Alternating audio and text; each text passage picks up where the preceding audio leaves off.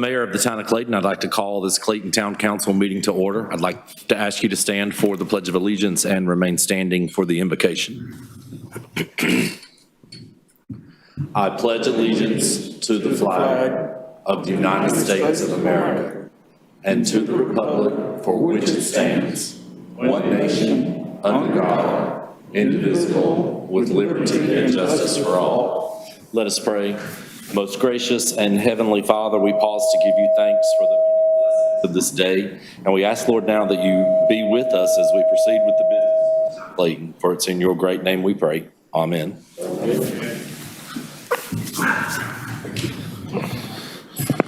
Good evening and welcome, everyone.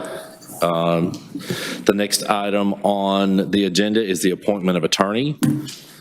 Tonight, we're happy to have Chip Hewitt with us here, filling in and helping us out as our town attorney. And in order to keep everything above board, we want to make sure that the town council approves the appointment of Chip Hewitt to serve as the town attorney for this evening. So I will entertain a motion. So moved. Second.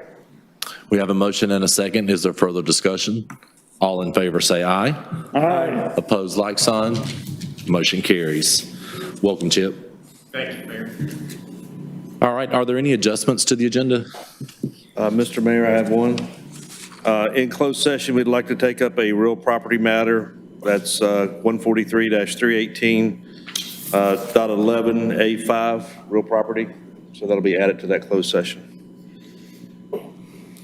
All right, anyone else? All right, we have that noted. Up next is the consent agenda. Move we approve consent agenda. Second. We have a motion and a second to approve the consent agenda. Any further discussion? All in favor say aye. Aye. Opposed, like sign. Motion carries. Up next, under introductions and special presentations, a presentation to the Browder family naming a portion of the Mountain to Sea Trail in honor of Skip Browder.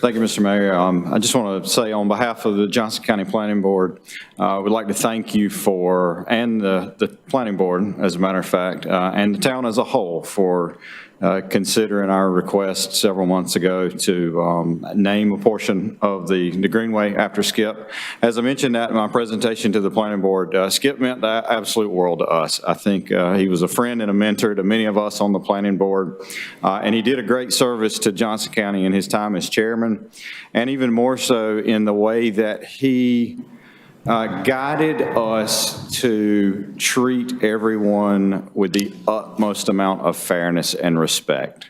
The time that I knew Skip and you know, served under his leadership on the board, he really set the tone for how we still operate as a board, and how we take the position of if someone comes out and puts on a clean shirt and takes the time to come to a meeting, whether they're applying for something, where they're there to respond, or they're just there to learn, that we're going to let them have their say, and we're going to do everything we can do to help them. And I truly believe that his legacy will live on through that board for many years to come because of what he instilled in us. And I am glad to see that he will be honored on the Greenway in a project that he was so passionate about and worked so hard to make a reality, and that so many of us in Johnson County and North Carolina and really around the U.S. come to Clayton to enjoy. So thank you again on behalf of the Planning Board, and I will certainly enjoy seeing his name and when I walk across that bridge. So thank you. Awesome. Thank you. Very well spoken. I'm excited tonight because in this crazy, crazy year of 2020, it feels so good to be able to celebrate something so awesome. And that's exactly what we get to do this evening as we honor Skip Browder. It's been a very long time in the making, but steadfast commitment has made it happen. So I'd like to read a resolution. Resolution naming a portion of Mountain to Sea trails in honor and remembrance of James Skip Browder. Whereas James Skip Browder was a vital and important part of the town of Clayton, and whereas Skip first began his employment with the town of Clayton in 1993, he served not only as the town's planning director, but also served as the assistant town manager and twice as the acting town manager. He worked for the town from 1993 through 2000, returned to the town in 2003, and retired in 2010. And whereas Skip generously volunteered his time, knowledge, and expertise and served on the Johnston County Planning Board from January 2001 until February 2016. And whereas Skip worked hard for Clayton because he loved Clayton, he left behind a legacy of being known as a planner who would find a way to help development rather than saying, no, you can't do that. He would say, here's what you can do. And whereas, due to his dedication of finding ways to work with folks, he paved the way for the growth we now see in Clayton. And whereas following his retirement he continued to champion greenways throughout Clayton, especially the Mountain to Sea Trail. He served on county and state committees to that and to make that a reality. And whereas it is the desire of the town of Clayton to honor and remember Skip Browder for his dedication, vision, volunteerism, and the indelible footprint he left on Clayton. Now therefore be it resolved, the Clayton Town Council proudly and officially names the portion of the Mountain to the Sea Trail, formerly known as Steel Bridge, as the Skip Browder Bridge, duly adopted the 21st of December 2020 while in regular session. And I'm honored to present this to two of his kids and apple of his eyes. Yes. So if you guys would meet me out front, I'd like to present this to you.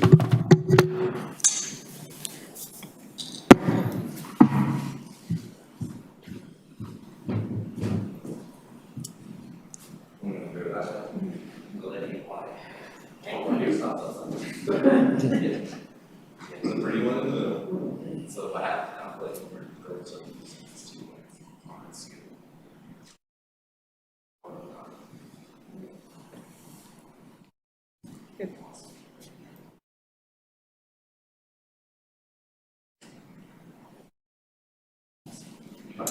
You can, if not, this year is good for hours.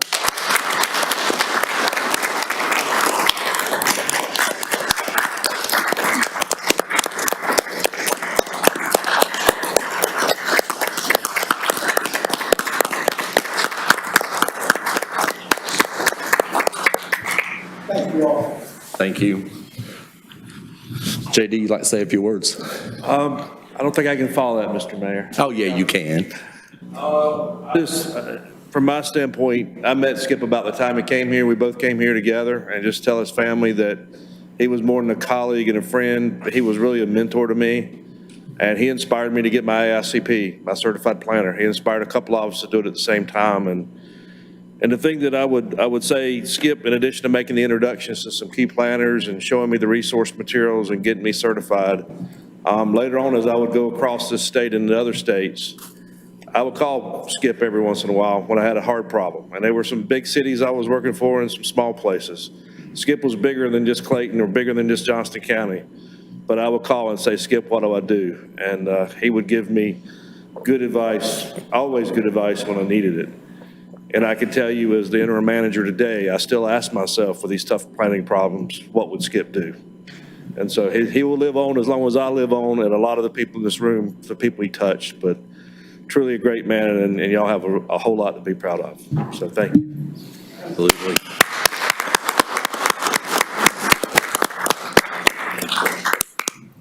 All right. Up next is the recognition of employee retirement. And before we get to that, Mr. Carver, it's not on my agenda, but as long as I get to run the meeting. On behalf of the town of Clayton and all the citizens of Clayton, I want to thank you so much for your leadership as a Johnson County Commissioner for years and years and years. And I may not have the opportunity with you in this council chamber to be able to acknowledge that, and I would have totally been remiss had I not had the opportunity to do that. So thank you, sir.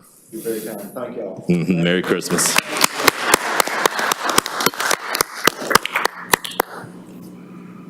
Okay, Mr. McKay. You do employee recognition first, Yes.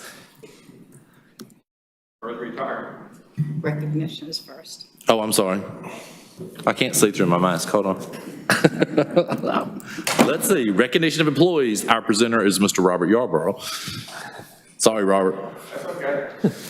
Now, I didn't want to steal Robert's thunder. Yeah, I wish you'd have called me a little bit quicker before they had the opportunity to walk out, because I'm probably one of the few people in this room that Skip Browder hired How about that?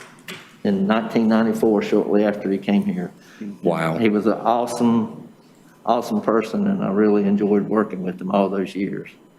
But we're here tonight to recognize another story in the town of Clayton. I'm here to introduce Jose. Jose started with the town of Clayton in July of 2015 as an employee. As we went along and we were having trouble finding participants to enter into the inspections department, we came up with a newly adopted program to build our own inspector. Jose was one of the first participants in that. Since October of 2017, Jose has continued to gather his education, and as of a couple of weeks ago, he achieved his final level 1 of all 4 trades. So I'd like to present you with Jose Perez. He is a success story for our adoption of that program. And at this time, Jose Perez. Thank you, Mr. Robert. Good evening, all of you. I'm pretty sure you guys recognize me because you have seen me here many times already. But needless to say, I have to say thank you to each one of you for giving me this opportunity since the beginning. Like he said, back in 2015 when I was working with property maintenance.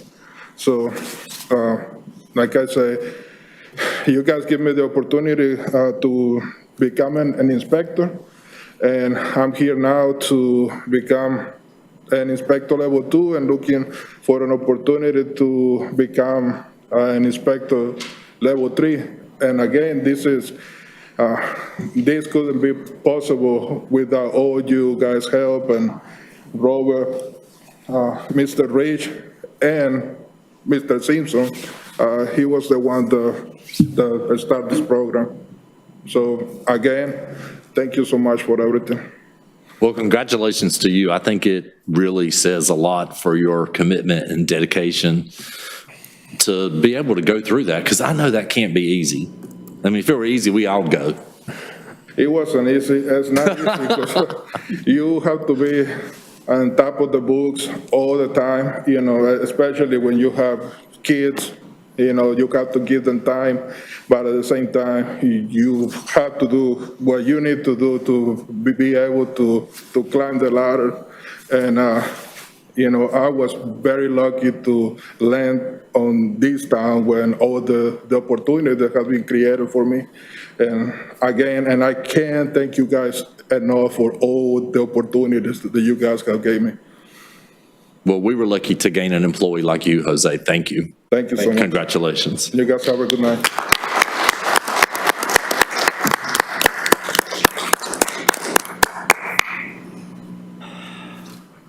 All right, up next will be the recognition of employee retirement. Mr. McKay.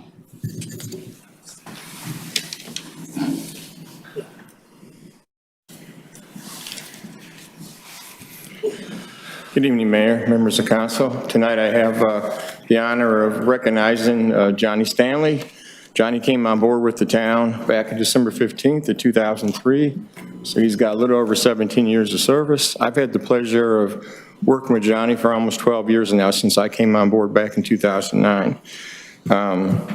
Some of the things I'd like to note about Johnny is that he's a family-oriented person. He's an active church member, event volunteer. He's been a great mentor to his grandson. Some of his standout work skills were surplus property disposition, vehicle acquisition. He was always procuring goods and services at the best price possible for the town. He had a wonderful knack for finding items in short supply. He was great at vendor relations. He also had a dedication and focus always on the town's best interest, and he was just an all-around great team player. So with that, I'm going to turn over to Johnny to let him say a few words. All right.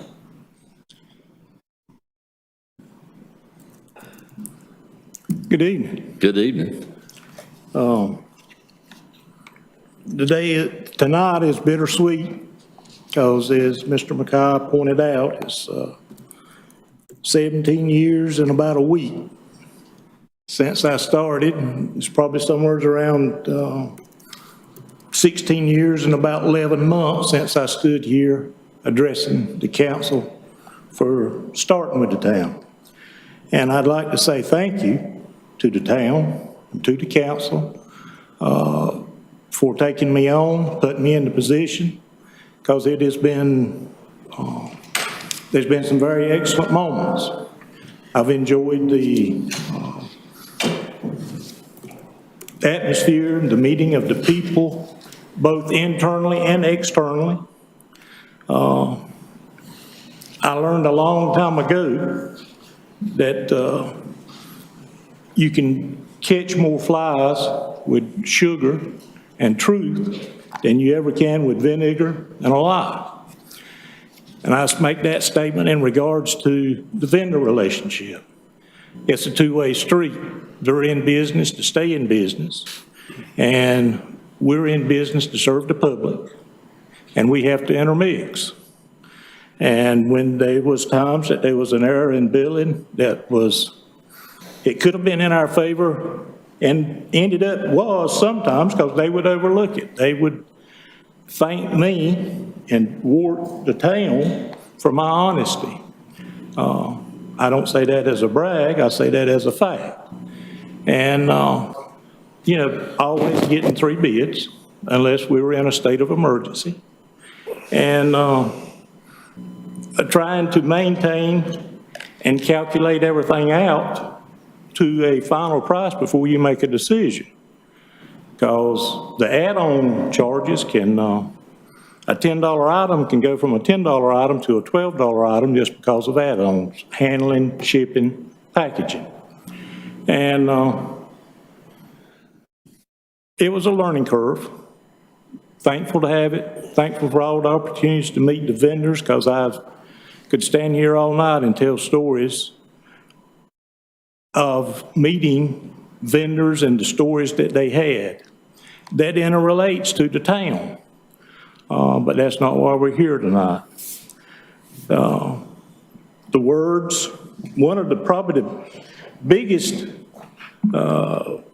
thing that I feel warrants mentioning was back in 14, we bought our first, the town of Clayton grew, and we bought our first tandem dump truck. We also increased, we already had one excavator, a mini excavator. It was a 303, I think, or 4. And we went all the way to a 308 cat. And I don't think he knows it. It's probably not documented in none of the council minutes. But that piece of machinery is actually a celebrity. It came from it was on display at one national show and one international show here in the States. And it was through a joint effort purchased with CAT for the truck and that 308.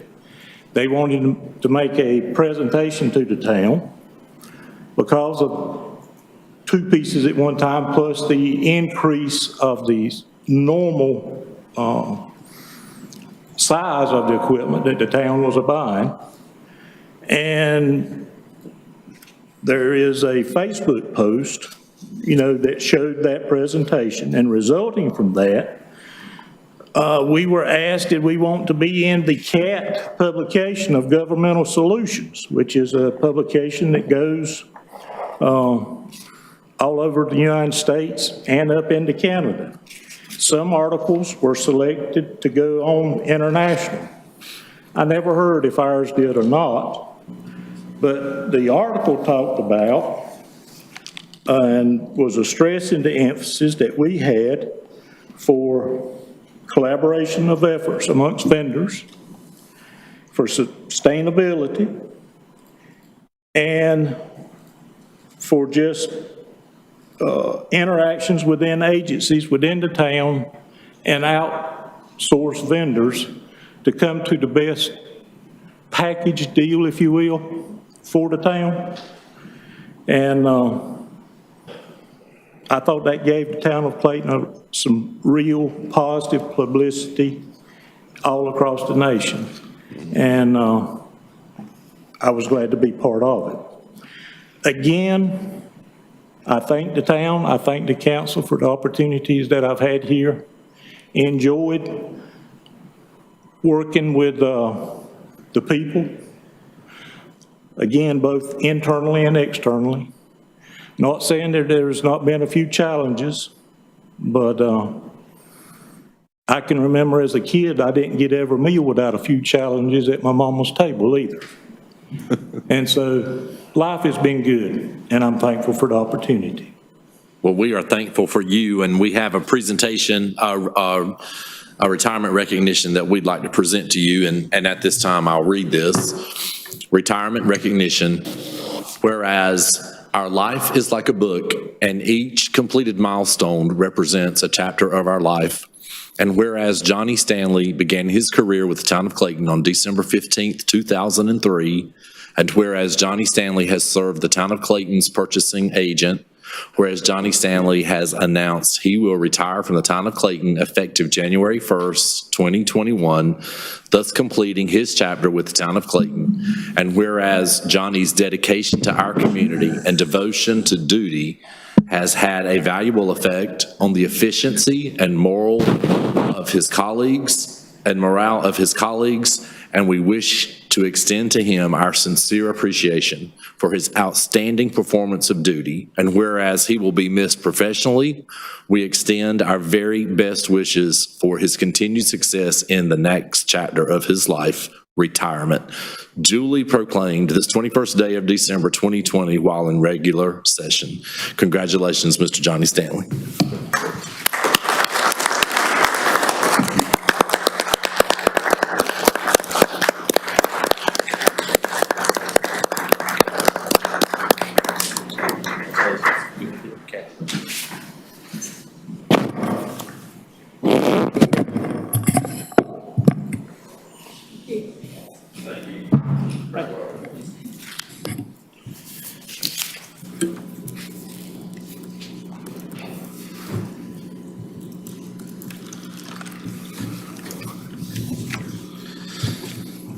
Okay, awesome. Up next is going to be the recognition of long-term advisory board members.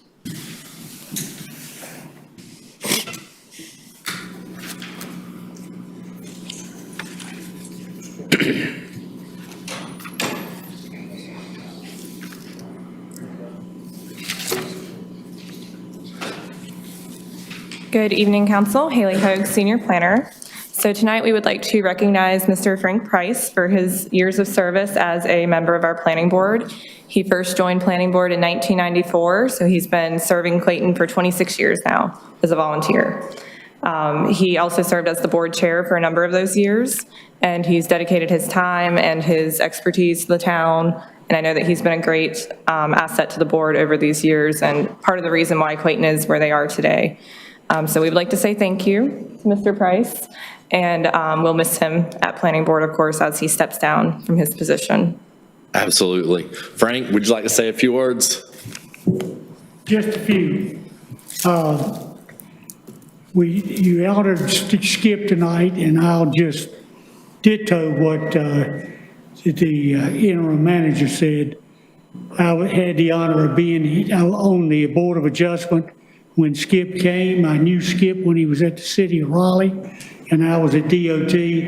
Skip was a true friend and certainly a quintessential professional. It has been my honor to serve and pleasure to serve on the planning board these years. Clayton has really changed and developed. It had less than 4,000 population when I started on the planning board, and by all estimates, it's going to be over 20,000 this year. So it's been a great ride, and I appreciate this council and your predecessors letting me serve this long. I just want to say it's a tough night for me to see you and Skip on the agenda as far as recognizing for service, because we were all there together. And Yes, I've told we were. Haley and Samantha, sometimes they complain about the inconsistency and even the ordinances now, but we were there when there weren't many ordinances, were there? We kind of Right. had to make them up as we went along and barter and trade and make it happen. But Frank, you've been a big part, and you were a big inspiration too while I was there on the board. I think we served 8 or 10 years together. We did. And since then, we've both had interactions as well about everything from DOT to town planning. So your impression, say a lot about Skip, but also thank you for all you've done too. It's been phenomenal. Thank you. I appreciate it. Absolutely. And a beautiful segue, because it is my honor to present to you on behalf of this council and the town of Clayton, a momentum of our appreciation, which says, in appreciation of your dedication and leadership to the town of Clayton's planning board, Frank Price, 1994 to 2020. Thank you, Frank.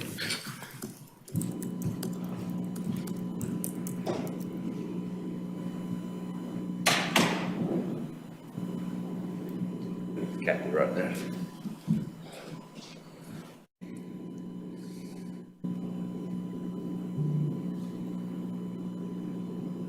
Thank you, Frank.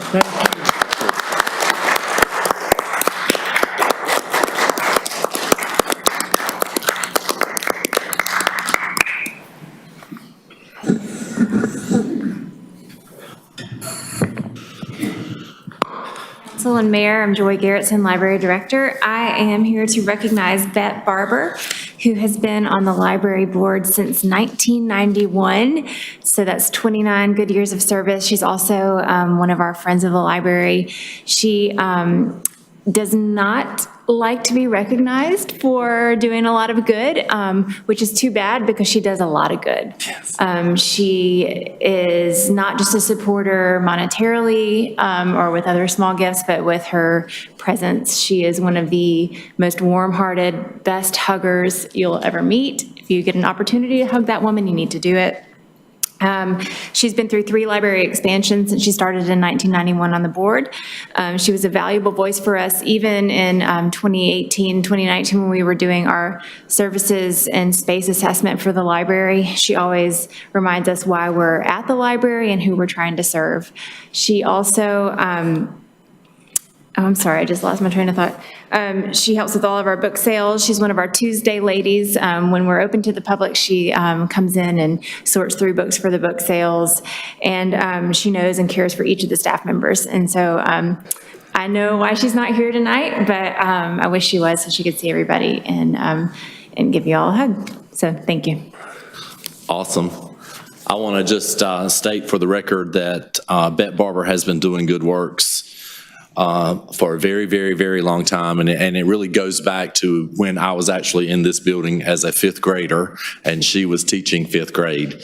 Now, that year she had what they called the top class, which were like the best kids. And I wasn't in that class. So she's been doing great work for a long time. And she comes from a family of good folks who have served Clayton for a very long time. So we appreciate her tremendous efforts. She's a wonderful person, just as you spoke to, incredibly generous and kind and thoughtful. And this evening, I'd like to present something to her through you and just let her know the town of Clayton and this town council so very much is indebted and appreciative for her great service. I'll be happy to. Thank you.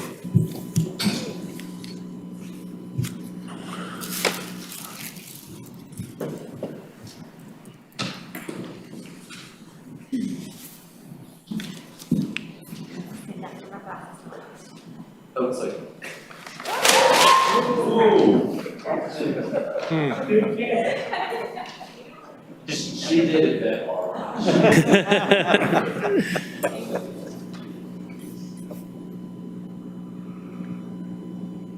Awesome, thank you, Beth Barber.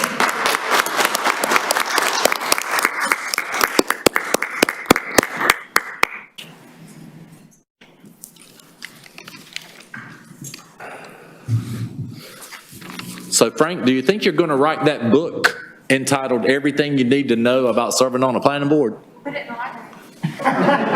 Put it in the library. Thank you. Some good tales that did come out of those years, so maybe when I can get around to it. That sounds good. Thank you. All right. So up next is public hearings. It's the 2020-62 SUP Champion West special use permit. It is a quasi-judicial format this evening for that particular public hearing, and I will turn it over to the attorney for him to explain the quasi-judicial process. Mayor, thank you, and I'm glad to be here. What I'd like to say really is for the benefit of the public at large. The council has done a number of the quasi-judicial hearings, so it's important to understand that when you proceed forward under the quasi-type hearing, it's not the legislative hearing where members of the public can basically come forward and give any type of comment, testimony, anything they'd like to say to council. It's not that type of hearing. Please understand that what happens is the council actually becomes judge and juror of the matter and actually sits much like a court. The mayor will maintain the gavel, and he will basically listen and receive into evidence from the applicant who has the burden of proof on the SUPs. And doing so, the council will receive evidence.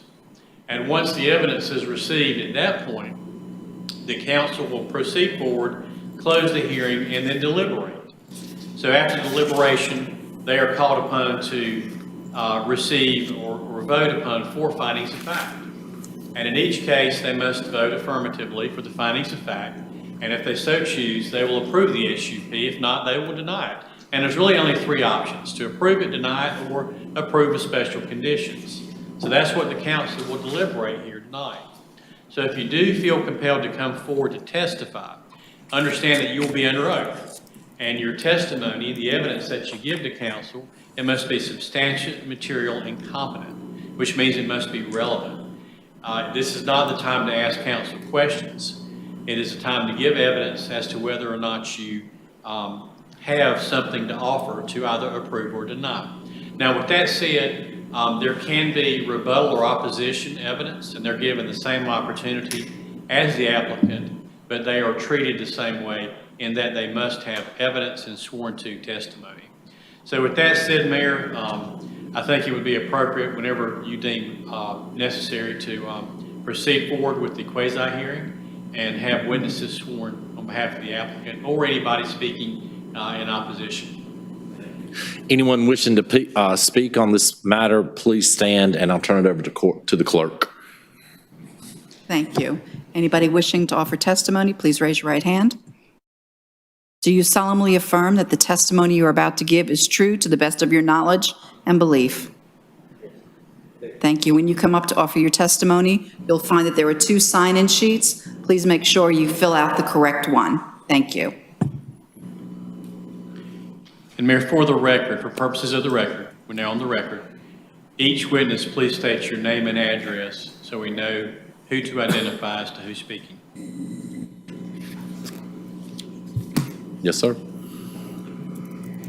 Good evening, Mayor McLeod, members of the Town Council. Let me introduce myself for the record. My name is Jeff Keynes. I'm a planner with the town of Clayton, and it is my honor and pleasure to present the Champion West Special Use Permit and Preliminary Plat. Before I begin with the presentation, I'd like to request that since there are 2 applications being heard, that I can go through both applications with one PowerPoint presentation versus going through each application on its own, basically reiterating the same PowerPoint presentation twice. Unless there's any objection, that would be appropriate, Mayor. Very good. All right, thank you. So tonight I'm here to present two applications, the Champion West Special Use Permit 2020-62 SUP and the preliminary plat 2020-61 SD. The applicant permit is requesting the special use permit to allow townhomes in the R6 zoning area to develop approximately 23 townhomes on the lot. It's currently vacant. It's located on the west side of Champion Street near the intersection of Amos. And if you are able to look closely at the map, Burger King's kitty corner from this property, directly across from Amos Street, just south of one of the Head Start centers, just on the same side of the street. The property is about 2.3 acres in size, and you can see from the aerial view, it's just south of Business 70. Map show the current zoning is currently zoned R6. There is some other residential zoning surrounding this property. B3 is to the north. The rest of the property surrounding this one is also the similar zone as R6. And I took this picture for this presentation showing the current property is currently vacant.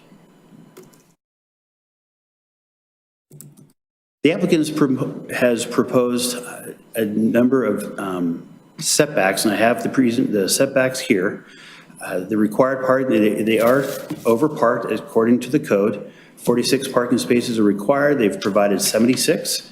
You can see from the chart the types of units, the minimum lot area, front, side, rear setback, and lot coverage that they're proposing with this application. Here's the site plan which they're proposing. Again, I've stated before, it's in the R6 zoning, 23 townhomes. The main access point would be located just off of Champion Street. There is an access road that connects into this property, and there is just north of the intersection of the access road and Champion Street, across the street of Champion Street is Amos Street. As part of the development for trash collection, every unit will have an individual trash, usually a rollout type of situation. There would be sidewalks and buffer planting surrounding this site to buffer this project from the surrounding residential developments. The applicant provided architectural renderings. Since these are townhome units, we are able to see the front and the back of each proposed. These are in general terms. They may change just slightly if once the final design has been determined, but overall these will be the general design of the townhomes, unless the applicant comes in for some sort of administrative amendment to change the design slightly. So the top is going to be the front, and the bottom will be the rear of it. And here's the front and rear elevation to show more detail of what the townhomes are being proposed.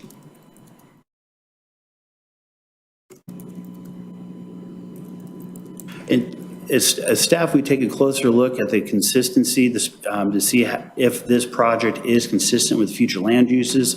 We have determined that yes, this project is consistent with the comprehensive plan of not only this zone, but also the surrounding land uses. As stated before, there will be a buffer between east and west side of this project between the lower density in the lighter orange and the higher density in the red color. We have reviewed the finding of facts that are stated that the applicant has supplied, and staff is satisfied with the finding of facts as submitted. As I stated before, this is two separate applications. As part of the process, staff has prepared conditions of approval. We have emailed the conditions of approval to the applicant. They have reviewed it and have signed the conditions of approval. If the council chooses to add additional conditions of approval, then they may do so. But the ones proposed by staff, the applicant has reviewed and has signed, indicating their agreements to them. And as stated before, one presentation, two separate motions. And I'm not going to sit here and read the conditions of approval, but I just wanted to say the first one, the special use permit, which would be the first motion to be voted on has 2 basic conditions of approval. And then finally, the second, the major subdivisions. Again, I'm not going to read each individual condition of approval, but we have come up with 7 conditions of approval. And these are pretty standard conditions of approval we've used in the past in other subdivisions such as this. So we're not adding anything unique or special to this application. We basically have reviewed ones in the past and found that these conditions of approval also apply to this type of development. The applicant is here to answer any questions that he may answer. And with that, I conclude the staff report and welcome any questions that the mayor or the council may have for me. Thank you. All right, any questions for staff? Mr. Granis. Just a few questions. The first one is pertaining to finding of fact number 4, which is that the application will not adversely affect the adopted plans and policies of the town or violate the character of existing standards for development of the adjacent properties. And in reading their answer, I would just like to know if you're satisfied with the response that they gave the staff with respect to answering that particular question. If you can refresh, can you paraphrase what they wrote? Proposed developments in compliance with the Town of Clayton Comprehensive Plan 2040. In the plan, the area of the townhome subdivision is designated as high-density residential. The land encourages higher density residential development by using multifamily developments, apartments or townhomes, that have high density ratios up to 12 units per acre. The proposed development has total acreage of 2.338 acres with 0.83 acres of open space. When the density is calculated at the build-out using 23 units, the density ration is 9.84 units per acre of developable land. The proposed townhome development will continue to address the high-density residential component envisioned in the Comprehensive Plan 2040. Thank you. Staff is satisfied with the applicant's response. This is zone high-density residential. The comprehensive plan does state that developments can go up to 12 units per acre. They can go higher if it was part of a planned unit development, which this is not. The applicant has proposed density just over 9. So it technically meets the standard for this comprehensive plan designation. And so with that, since it is a comp plan designation versus a development code finding, we're satisfied that it does meet that criteria. Okay. Finding of fact number 1, the application will not materially endanger the public health or safety if located where proposed and developed according to the plans as submitted and approved. Could you explain to me what is meant by this particular sentence? At the preliminary stage of development process, this street connection location has been determined to be the success point to serve the townhomes. What does that mean? And just for everyone's knowledge, what the success point is identified with the circle of the the entrance and exit point of this subdivision. And to answer your question, council member, we have reviewed this. This application has gone through the TRC Technical Review Committee process, reviewed by all different agencies, and we've had a couple different designs for this site. Although it is not necessarily ideal, we find that since this would probably be the most logical location for the entrance and exit, it's not perfect or ideal at this point, but in order for this property to develop, we've tried to do our best to identify the best location for this, for a successful point. The applicant is here as well to answer any further details that you or the other members of the council may have on this point. But we find that this would be the most successful entrance point into this development. We're identified with the circle on the site plan. Okay, thank you. The next question pertains to finding of fact number 2, that the application meets all required specifications and conforms to the standards and practices of sound land use planning and the town code of ordinances and other applicable regulations. Question I have is, are you satisfied with the passive and active recreation space and open space that has been provided?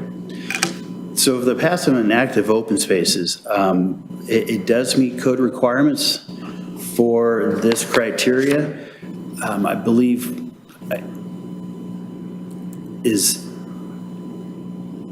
we are satisfied as it's identified and designed for this type of site. It's a challenging site, I know. There's probably more passive open space than active open space, but because it does meet the code criteria and there is open space as required by code, staff finds that we are satisfied with what the applicant has designed for this application. Okay. And my last question is referencing finding of fact number 3, that the application will not substantially injure the value of adjoining or abutting property and will not be detrimental to the use or development of adjacent properties or other neighborhood uses. There's a comment in the staff commentary that says, finally, there is a Class C buffer to help mitigate impacts on the adjacent properties.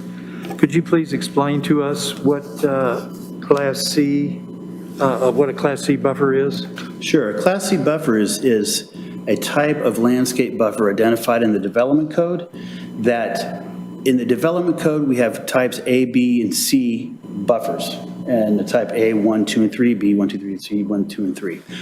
A Class C buffer is required around these types of developments for the surrounding properties, and basically it gives a landscape, a visual blockage between this development and the adjacent properties. So if you look at the site plan, you can see the buffer zone. I don't want to put my glasses on, I believe it's a 15-foot Class C buffer surrounding the property, except for the north side around the detention facility where it needs to have access points into the detention facility for maintenance. But the buffer, the purpose of the buffer is to basically shield this property from adjoining existing properties. And the Class C buffer is a requirement of this type of application according to the landscape section of the code. And I believe you said the width is 15 feet, is that correct? I have to put my glasses on to look.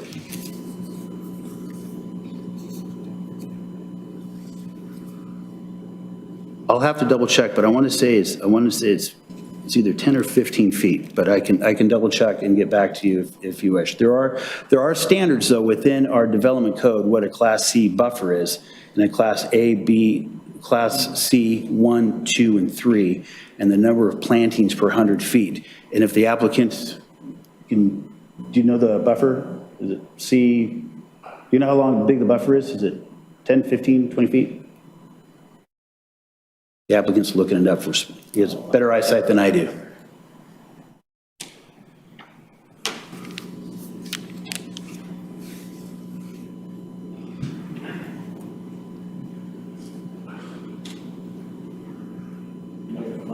I am.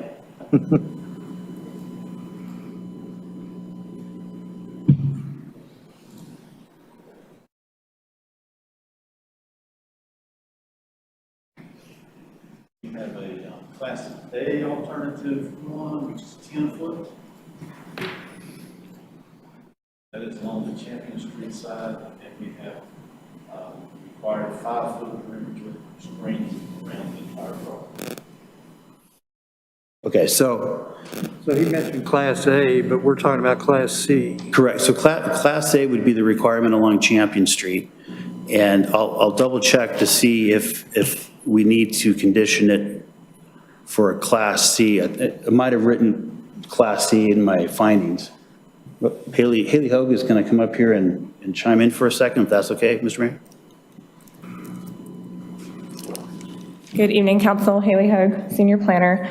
So for the Class C buffer, since this is R6 against R6, it's not required to have a buffer. The applicant, I believe we've requested that they provide some type of courtesy buffer for the adjacent properties, since this is a higher intensity residential use than a single family, so they went with a 5-foot buffer, but it's not code required.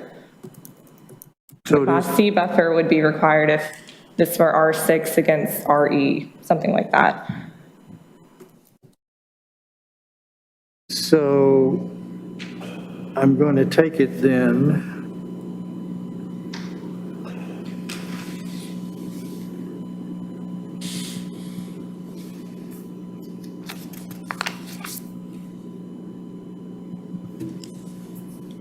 that the designation of Class C buffer is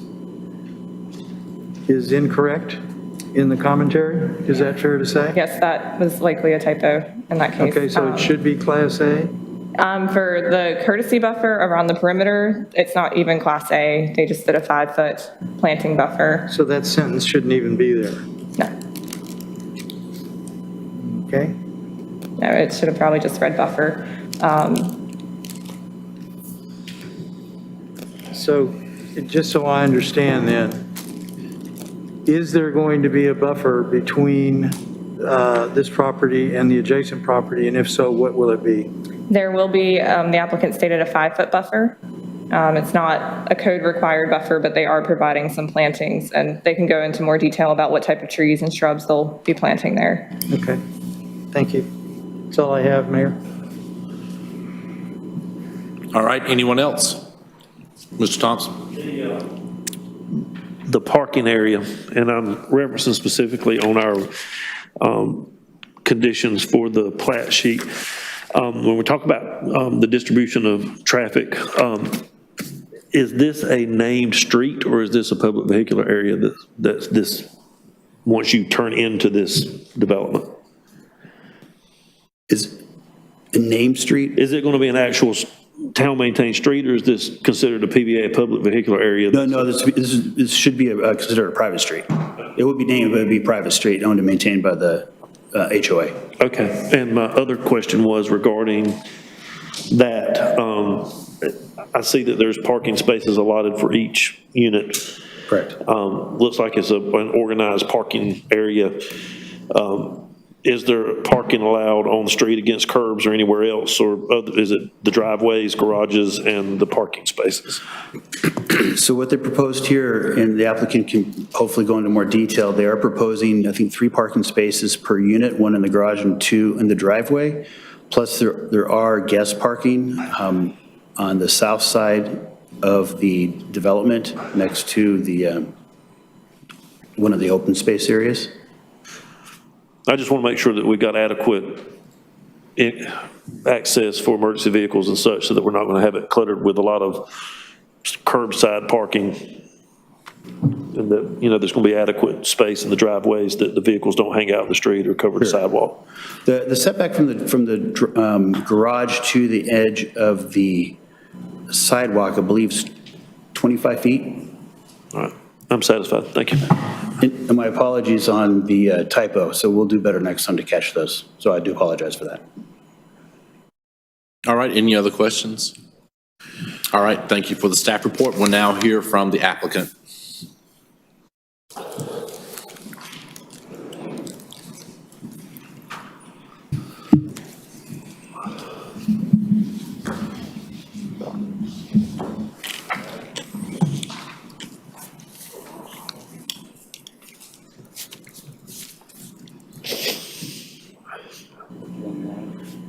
That's fine. Okay, good.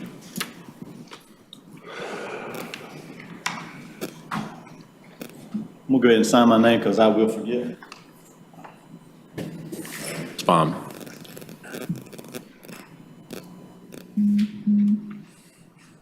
I need to sign both of these, right? Special use on subdivision.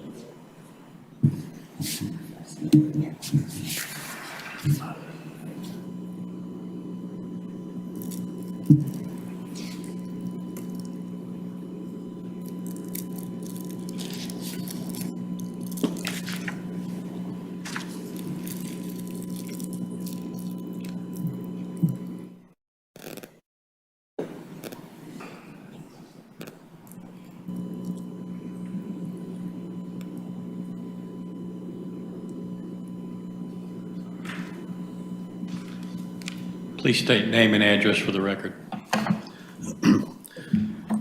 My name's Donnie Adams with Adams and Hodge Engineering. Our office is at 314 East Main Street here in Clayton.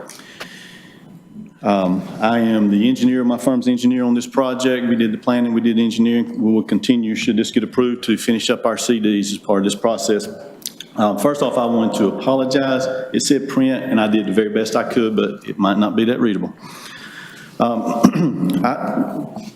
Jumping into this one, I don't think there's a point in me going back through and talking through what we've got in front of you. There were several questions that you brought up. Mr. Grannis, I'm prepared to go through each one of these findings of fact and address them individually, or I can jump right into the questions that you had.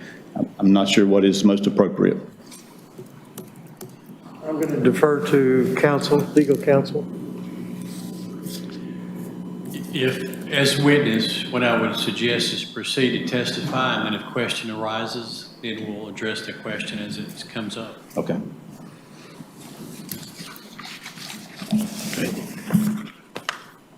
I'm sorry, I'm David Przwanski. I'm an attorney in Raleigh, representing the developer, and actually part of the developer as well. So I was going to kind of act as a moderator with Donnie to make going through the presentation flow better. So I'll go ahead and sign my name, and then we'll start that. Perfect.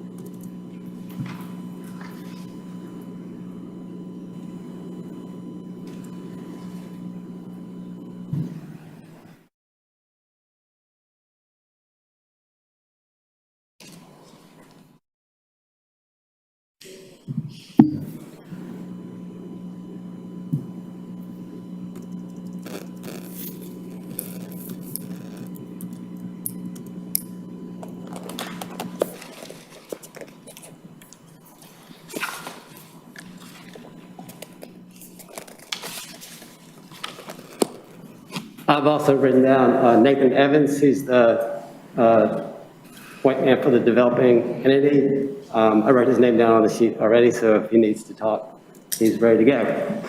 All right, just as I said, just to kind of moderate and kind of keep us on track.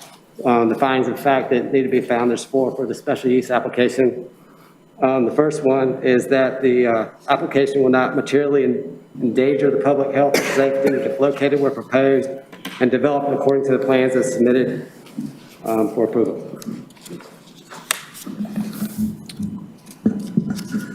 Sorry, before I begin my testimony, I'm not sure that I mentioned, but I am a professional engineer with proper license in North Carolina. I've been doing this residential, commercial land development work for more than 20 years, most of it right here in Johnston County and in Clayton.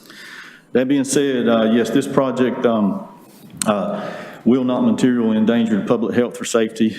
Confirm this statement. Also, to speak to a concern about the entrance that was raised, that is a process that we worked through with the town, with NCDOT, in trying to make sure we had a proper and safe point of egress and ingress. We did, and then we improved it further. Through the review process, the developer purchased additional property from the property to the north as much as possible, and we were able to slide the driveway another 50 foot from that intersection, making it even more safe than we started out being. Affirm no public endangerment. And Mayor, before we proceed, let me make sure, and this is for the applicant's attorney, if you want to qualify as an expert, that is okay. Just move that he be tendered as an expert engineer, however you want to do it. Let's get that in the record. Otherwise, he's considered to be a lay witness. So if you want to do that, tender him as an expert. We'll look at that, okay? Okay. Thank you. Yes, we'd like to present Donnie Adams as an expert in engineering and land use planning. Mayor, unless there's any objection, the witness will be considered to be an expert instead of a lay witness, Very good. and his testimony can be more technical, obviously. Thank you. Thank you. Would you like to have questions about each findings of fact, or just run through all the findings of fact? I think we'll stop and say, any questions for number one, Mr. Grandis? So you make a comment that additional considerations were given to simplifying the traffic pattern in the vicinity to Champion Street in order to focus on safety. Is that what you just referred to with respect to what you have done with the driveway entrance?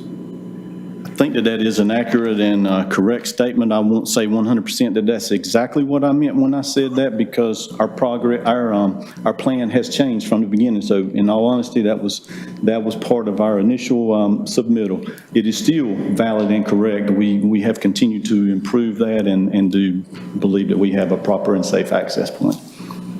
And you also go on to say streets are so designed as to be safe for pedestrians and vehicles alike by providing adequate separation, traffic control, and lighting.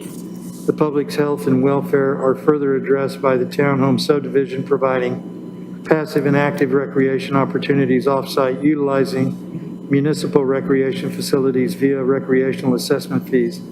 I'm more concerned about the first part of that with respect to the adequate separation, traffic control, and lighting. Could you speak to that, please? Sure. Number one, well, I guess we'll start in reverse. Lighting, we'll be working with, this is the Town of Clayton service area, so we'll be working with them just like any other subdivision to provide the electrical layout, and the streets will be lit according to typical town standards. As far as separation goes, we've got a couple things going on. So this property, kind of weird, and when I say that it has frontage, but it does have frontage along Champion Street because of how the town, I mean, not the town, but because of how the state took some property and reworked Champion Street a while back. So we got some distance in there. So although detached, we do provide sidewalk along that, along the portion of Champion Street. Champion Street has curb and gutter to separate that further. Once we get into the subdivision, once again, we do have curb and gutter, and then we have sidewalks outside of that to separate the pedestrians from the traffic. And what about traffic control? Can you respond to that? Traffic control, we have, we'll have signage, we'll have a stop sign at the entrance to that. There will not be a traffic signal. That's what you're asking. Okay. That's all I had on that one. Mm-hmm. All right, any other questions on finding one? Okay, proceed.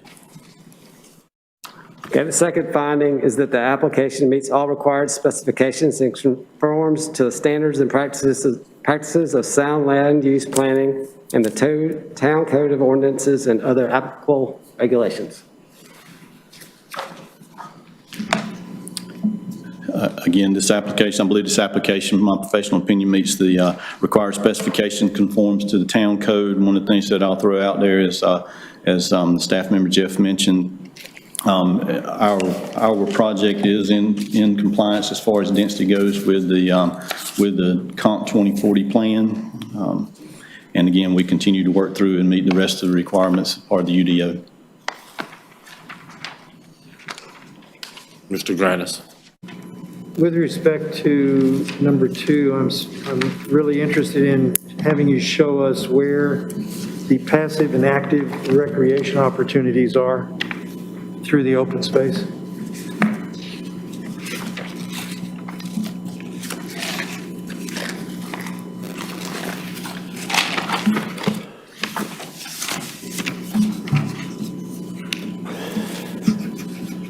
So we've provided open space, and it's contiguous open space throughout the project.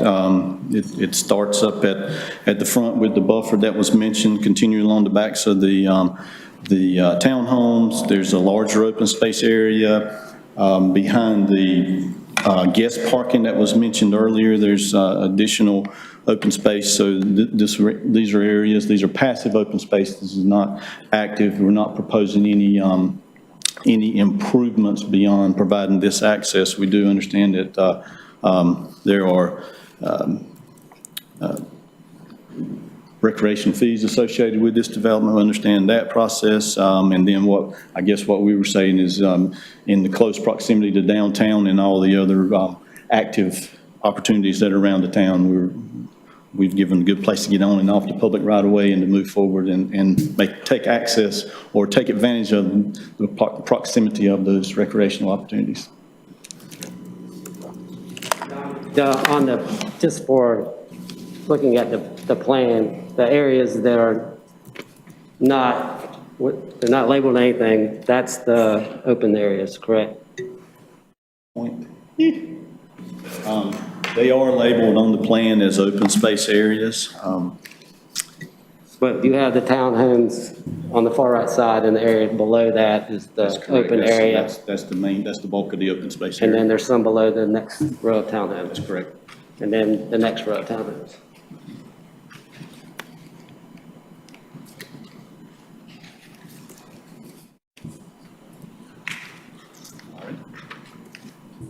Okay, excuse me, finding number 3, that the application will not substantially injure the value of adjoining or abutting the adjoining property and will not be detrimental to the use or development of adjacent properties or other neighborhood uses.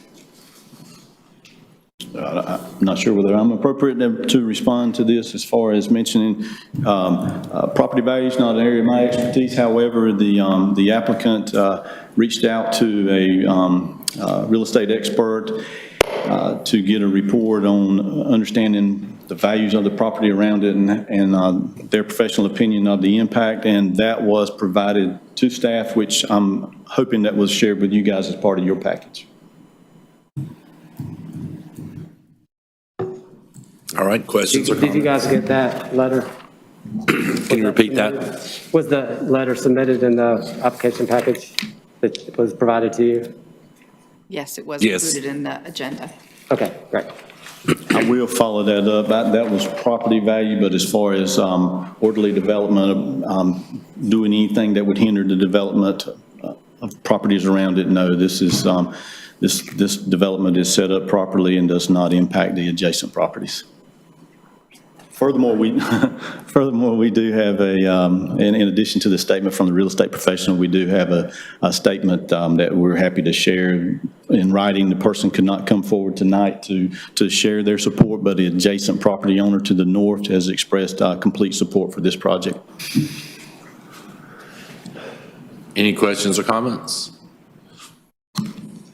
Okay. Go ahead.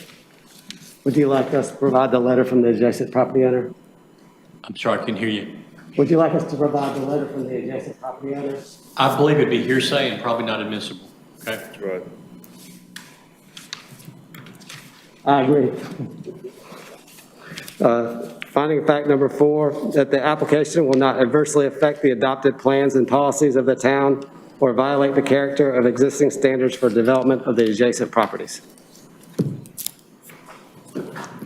I affirm that in one statement that this project, once again, complies with the UDO and is consistent with the Comp 2040 proposed uses or development of this site. Questions about number 4? All right, any further questions at all? Mr. Granis? This goes back to the question or two that Mayor Pro Tem Thompson had. I believe these are going to be, well, first of all, are these going to have garages? Yes, sir. And they're going to be front-loaded? One car garage, 2 parking spaces out front, and then additional guest parking. And what is the length of the driveway before it hits the sidewalk? And there's a 25-foot setback from the sidewalk. So Okay. be able to pull my 2,500 in front of it and without hanging over. So theoretically, you're going to have 3 outside locations to park at the particular townhome site. You have one in the driveway, and then you said 2 others, or one No, other? No, sir. We have it. So it's a 1-car garage. So we'll have 1 space there, and then there will be 2 on-site additional spaces that will be parking in front of the units. 2 spaces in front, 1 garage. And then we have the guest parking. And if you have cars parked on both sides of the street in this development, is that going to create enough space to be able to get an emergency vehicle through? No. Parking on both sides of the street should not happen here. How would you eliminate that? Signage and HOA documents, and I think the owner could speak more specifically to how he would address that as far as HOA goes. Good evening, Nathan Evans, 6 West Ridgeview Drive, Clayton. I'm the owner, the applicant, and the developer. So as far as the parking on both sides, in my opinion, it'd be physically impossible in most places, because to park on one side of the road, you actually be parking in front of somebody's driveway. So I think that the problem would probably resolve itself. However, I'm still going to have language in the HOA documents that would prohibit that. So, and that's part of my design. The reason for my design, it's not really cost effective to create a garage. I don't get that money back for a garage. The reason I'm doing the garage is to make sure that nobody parks on the road. And we're going to cover that in HOA docs. Do you think it would be beneficial to have no parking signs? Yes, we can do that too. But I think the no parking signs without the language in the HOA docs to enforce it would be, Well, I certainly agree with you with respect to the HOA docs. Yeah, I think the real power to, or the ability to enforce comes in the HOA docs. We can put up the signage, we create it, with the design. Reality is if somebody's parked on the side of the road, they're blocking somebody else's driveway. I think that'll resolve itself, but the power to enforce comes in the HOA docs, which we will have.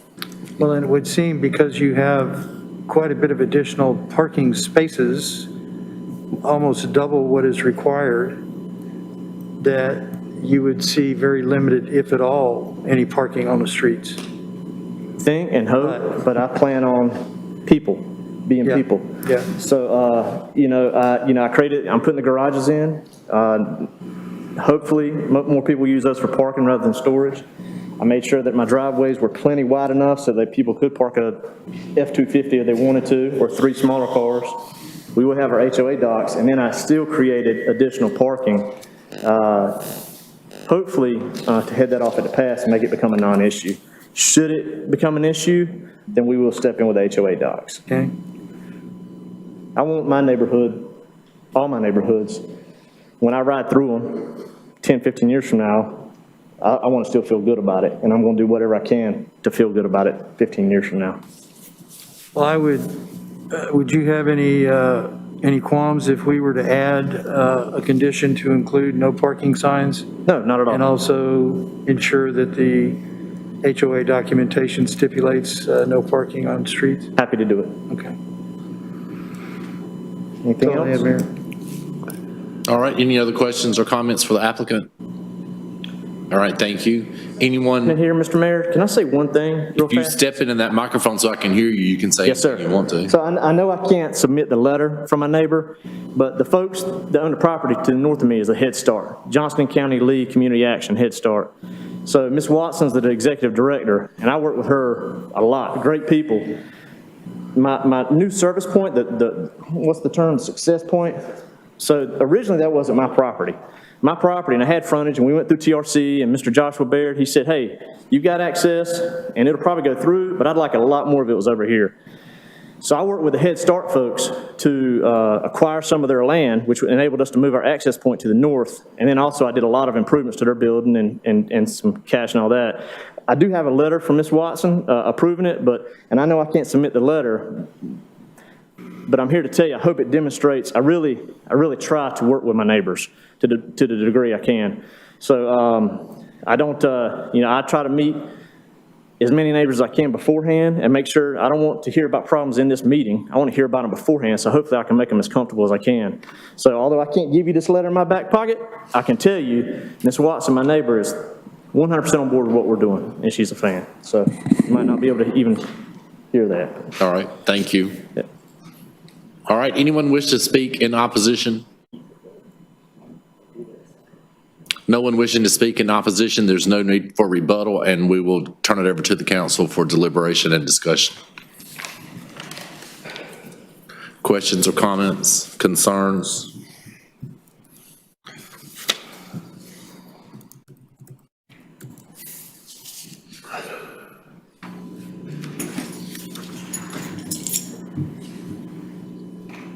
This one, I do think we should start with the first aspect of it, which is the 2020-62 SUP for approval or denial on that particular request.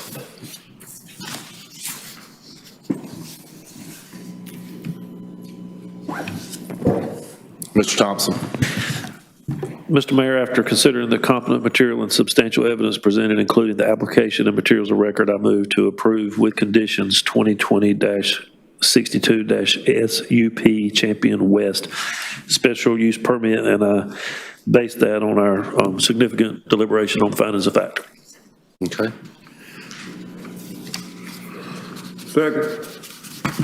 We have a motion and a second for approval of the special use permit -2020-62. Any further questions?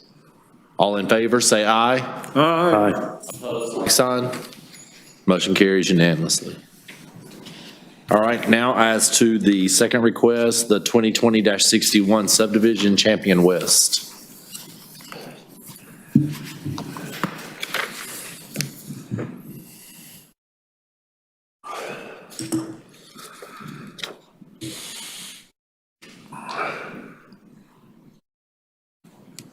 Mr. Granis.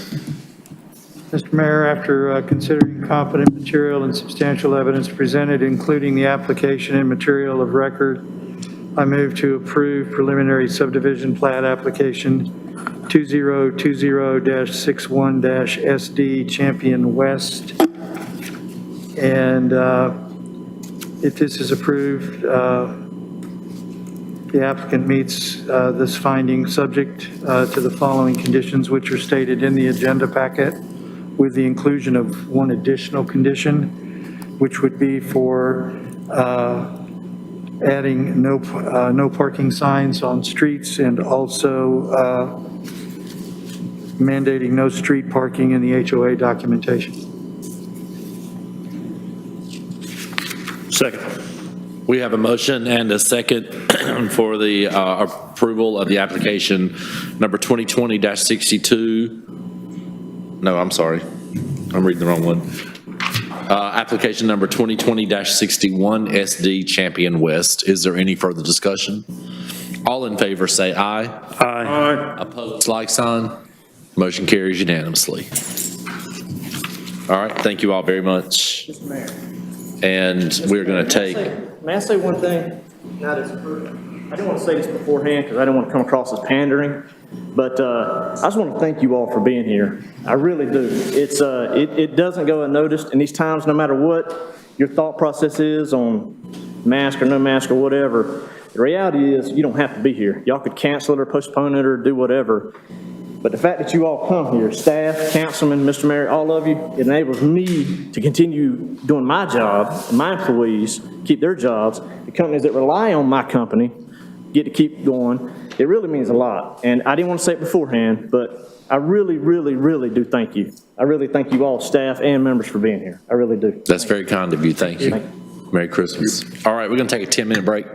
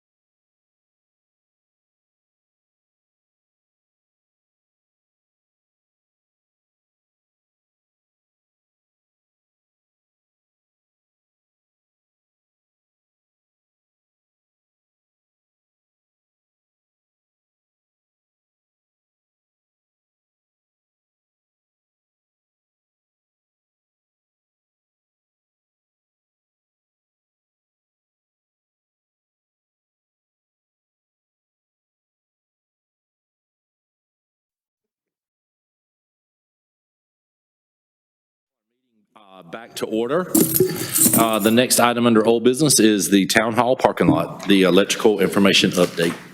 Okay, Mr. Mayor, members of the council, I wanted to bring this to you. And actually, I have Dale Medlin here with us from the electrical department. I wasn't sure how many people would be allowed in the meeting tonight as we were making plans, so I took the item, but Dale's here to back me up. Anything I don't know, Dale, you've got it. Any hard questions are safe for Dale too, as by the way, so.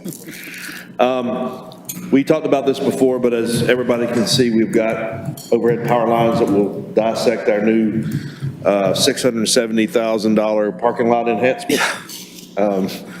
It's probably not going to be very pretty when it's over, but the numbers that we have for you today are roughly $130,000 that we've identified from electric, fiber, Spectrum, and CenturyLink, the phone cost. Of that $137,000, $85,000 of that's attributed to the town services, to Dell's group. And again, that's still real cost, but probably cheaper than we can do it out on the open market with in-house forces. What is not in that number is numbers associated with the general contractor for the parking lot project, some negotiation we would have to do there to pay for time extension. I believe it's about a 4-month project right now. And the tougher part of the project is probably not the money to me at this point, but it would extend the project life by 3 to 4 months. So instead of wrapping that project up sometime in the spring, it would probably be sometime closer to the end of the summer before we would wrap the parking lot project up. That also has impact on a couple things. One, the duration goes with another agenda item coming up shortly with the painting standards and the amount of congestion that's now on 2nd Street. So whether that would be a permanent or a temporary fix on a future agenda item we have tonight, that's just doubling the amount of time it would take for that situation to go on. And then we'll have the extra money I would propose to you would come from our unrestricted reserves, which sit at somewhere, our best estimate from, I believe, about a month or so ago. Robert McKay's here, but somewhere between 1.4 and $4 million probably of unrestricted reserves. You guys asked for a price and a duration, so that's what I brought you back. I think it really comes down to personal preference. As the manager and the staff, we can tell you we have the money and we can make the duration work.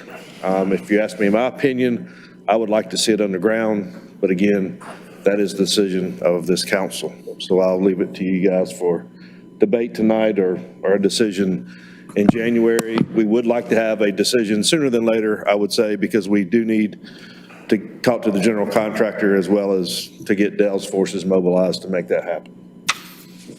All right. I would just begin by sharing that I think if we don't do this now, we'll never do this. So I will turn it to council for their input as well. I'd have to agree with the mayor. I'm good tonight to say we need to do this. We'll regret it if we don't, my opinion. If there's any way to turn those telephone poles into art. And I'm an artist and I just don't see it. One of the things that surprises me is it would take 4 additional months to resolve that issue. Is that what I just heard? 3 at best, but I'm telling you 4 because that was our first number and we may could shave it to 3. And what's causing the delay? There's several directional bores that'll have to happen, and then it's not really the main conduit that would have to be run down the center. It would be all the pigtails that would step up and coordinating those with the cable and the TV type companies' services. I don't like it either, but that's the numbers we've been given by staff. And is there any way that could be expedited? I believe that is expedited. Dale, if you will, I don't know if you want to say a few words on that, or I just want to. Dale did a good job of cautioning me, almost like a contractor out there. So I want to make sure when I say 3, that's pretty lean to it, Dale, from what you told me, right? We can, 3's lean because of the directional boring, where we've got a directional boring, it's very tight on Fayetteville and Horne and up here at the building, plus we've got the peak shaving project going on at the same time. That directional boring there could take a couple of weeks, just the directional boring itself. Obviously, we factored in splicing time, for your fiber optics. That's just not us, that's Spectrum and CenturyLink. No, I hope there's no connectivity to CenturyLink in here, but last time I seen them work fast, I mean, they just don't work fast if you compare that to the power company, and that may be not a fair statement, but that's my opinion. But we can expedite anything, bringing in contractors and all that, but the number was based on my group doing most of the work. Obviously, the directional boring will be a contracted item, but we're going to do as much of the work as we can. So that 130 was a cut, pretty tight number. Anyone else? I agree with the mayor. If we don't do it now, we're not going to do it. Or it's going to be hell to pay if we try to do it after everything else is done. And this is one of those, you're damned if you do and damned if you don't. I don't like it, but I say we move forward.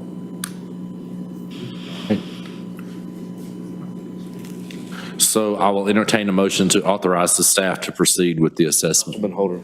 Oh, Mr. Holder, I'm sorry. Why do we want to do it? Yeah. Because for me, I think, we're trying to, create this whole campus for what we always wanted it to be, and it's always been top quality. And to invest that kind of money out there in that parking lot and still have those telephone poles standing right up in the middle of it is going to be more of a distraction to the whole campus than it is an attraction. And I think if it's ever going to get underground or out of the way or modified, that now, while everything is all roughed out, is the time to start to do that. Mr. Mayor, I've also got a concern reason we should do it, and I hadn't expressed this to Councilman Holder. And Dale, you can answer this. There's some high-powered power lines running on top of those, right? Yes, sir. 13,000 volts on each line. Yeah. So if somebody in the parking lot backed over a pole and dropped a line, we could have a situation. Could happen. It's, it can happen at any time. And if I may, I'll just interject here that with the peak shaving project that we've got going on simultaneously, it probably would be a good time to do it if we decide to do it. It'll work together. So I'll just add that little tidbit in here. Well, the safety thing really bothered me. But, yeah. With those power lines in the middle of a parking lot. All right, anyone else? Okay, I'll entertain a motion. Mr. Mayor, I'll make a motion. If you guys want to give us direction tonight, I don't want to go against the call for a motion, but if you want to give us direction, we've got to bring you back a budget amendment, I believe, the first meeting in January. Would that be correct, Robert, to do this? So we could save it to then, let us talk to the general contractor, give us the direction, get a final number and bring you back the budget amendment, but we could move over the next couple weeks until we come back. If you'd rather not make the motion tonight and just give staff direction to move in this direction. Either way. Council. Mr. Holder. I think because of the extended time that we're talking about, when you work up that budget proposal, that cost proposal, we should get some outside contractor costs to see if that would cut down the time that it's going to take to get it done. We're looking at having that parking lot out of use for 8 to 9 months from now. Right. Yes, sir. We'll do that, and we'll bring you back a final number for everything, including the general contractor, and any way that the electric department sees we can expedite this with outside contractors. We'll bring that back to you as well. But we'll proceed in this direction then, to go underground with those lines, and you'll have your budget amendment in the 1st of January. All right. Is everybody good with that? I'm good. Thank you so much. Up next, under old business is the mid-year budget review. Council has a question. I'm sorry, one point of order. The budget amendment is one item, but the actual approval of the action to have it done is a secondary matter. So will the action of doing it be included in the budget amendment? There's usually two, we'll probably do two motions at that time. I just don't have the money or the schedule, and I didn't want to pin the council down unless they want to be pinned down to the action tonight without seeing the final number. It's either way they want to play it, but we'll have two. All right. Thank you. Anyone else? All right. Move on to the mid-year budget review. Okay, I think I have some slides that I previously brought up. Heidi, can you bring those up? Or do you want me to go down front, Heidi? Either way. You want me to do it? I'll do it. Okay.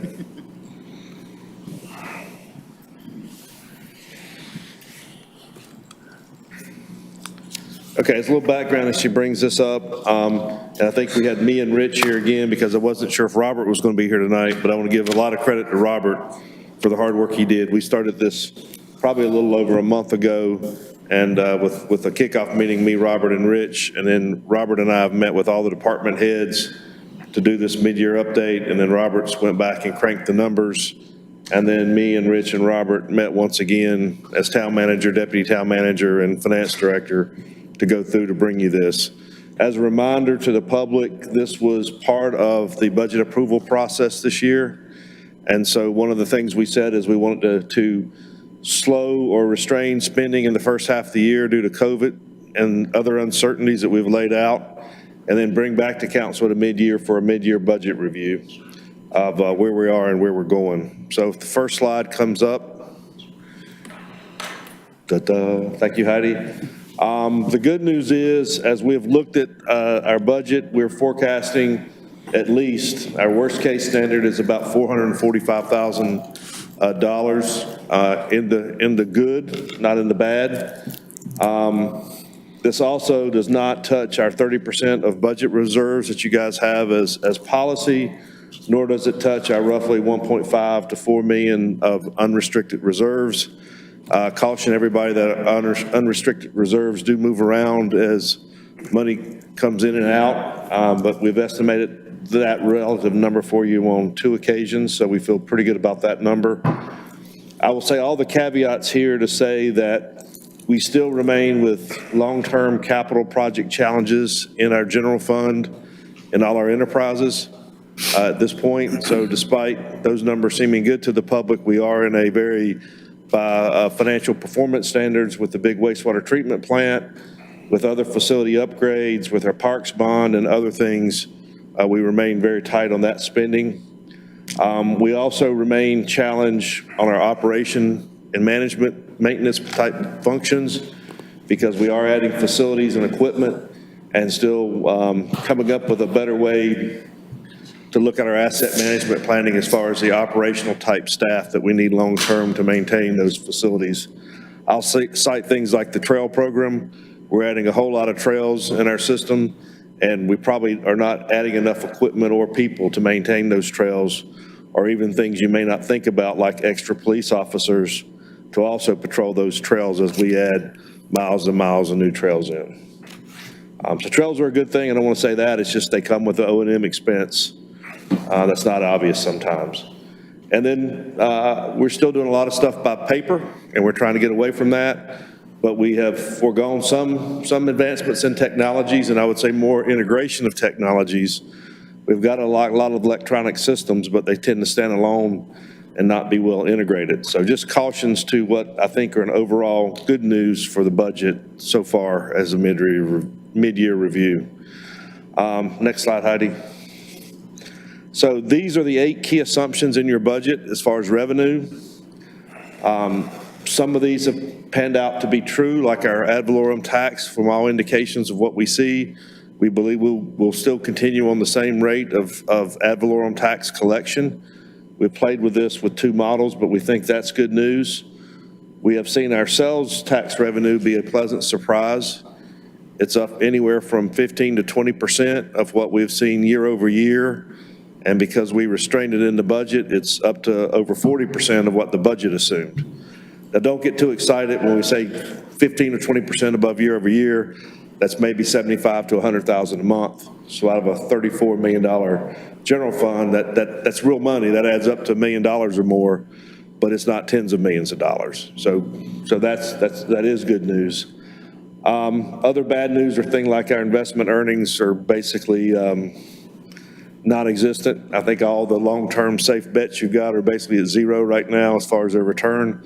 So we're not making much money on the millions of dollars we have in the bank. Next slide, Heidi. What we did, came back on you. Okay.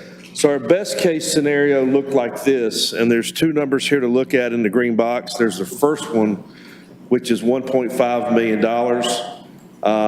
That number basically assumes that we keep our sales tax growing at 15%, as it has in the past, and that we collect our ad valorem taxes at the same rates we did last year, which there's no reason to assume that our rates or our total amount of ad valorem taxes will not go up as far as an absolute number. And so from a best case, we come down with 1.5 million, and with three items there, the two new positions and the janitorial insourcing transition, that brings us down to a best case of about $1.1 million. So that's best case. And then on the worst case side, the assumption there was, next slide, Heidi.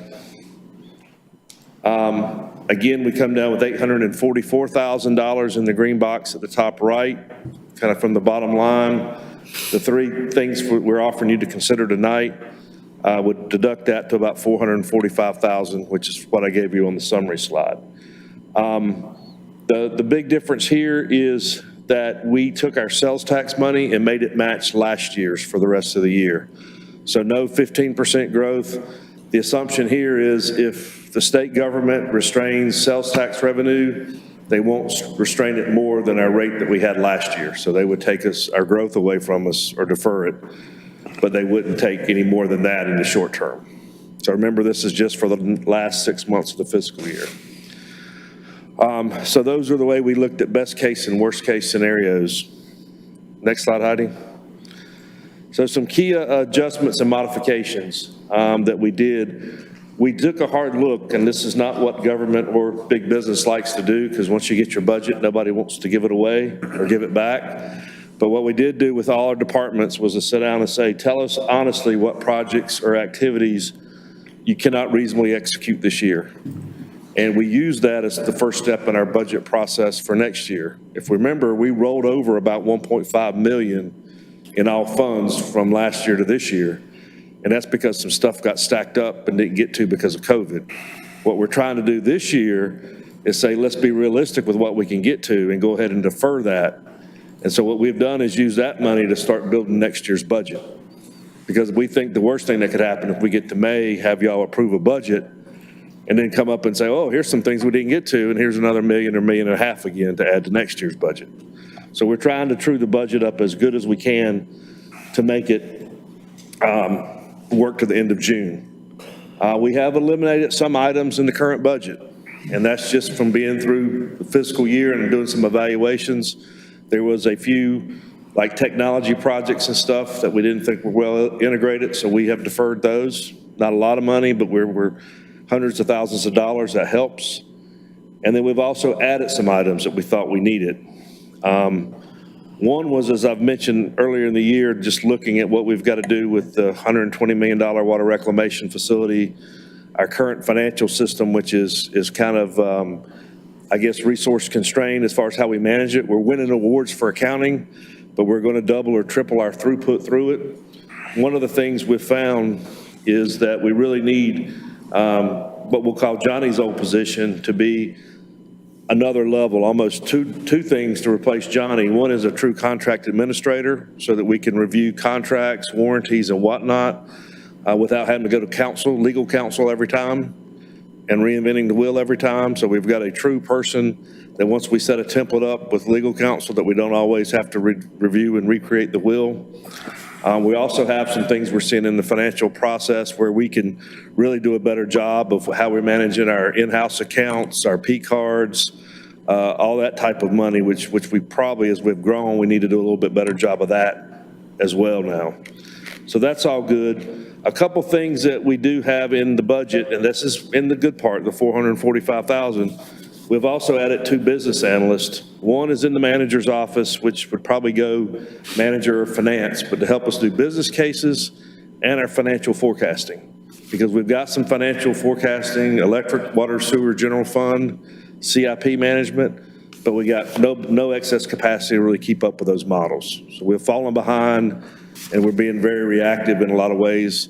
And so we want to add this position. It's been talked of for about a year or so, but we want to add it now, and we can afford it now. And then on the operations side, we're also seeing some issues with our AMI and our water metering, which is our cash register. We really don't have people watching that process as well as they should. So we really want to do a better job of tracking that.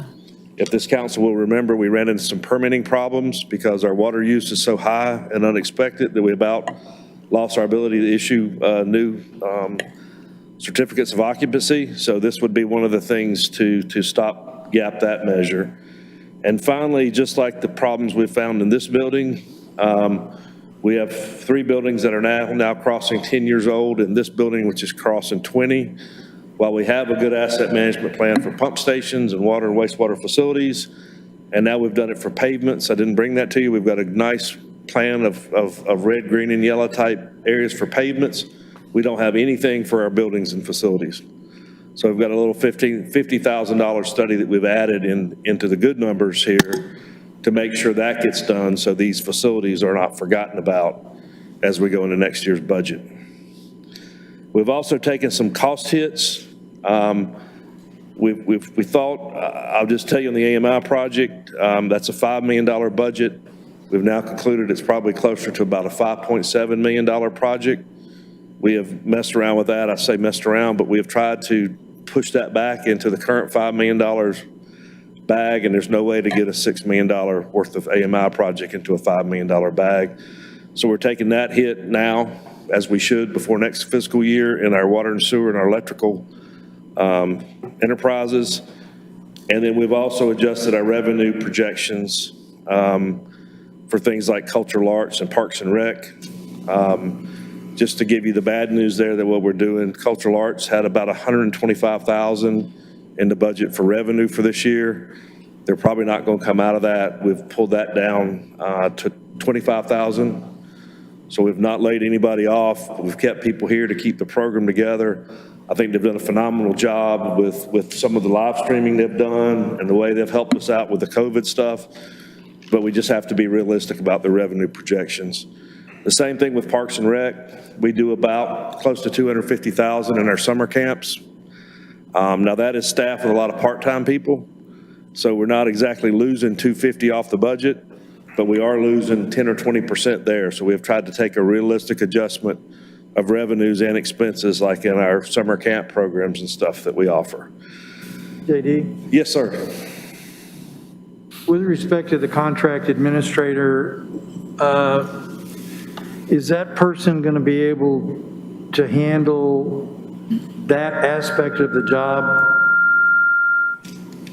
in addition to what Johnny's responsibilities were?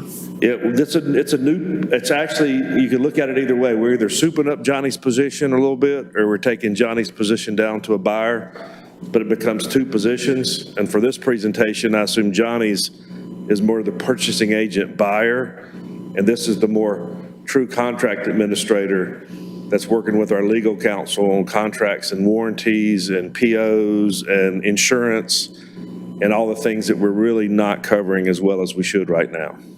So that's an added position? That's an added position. Okay.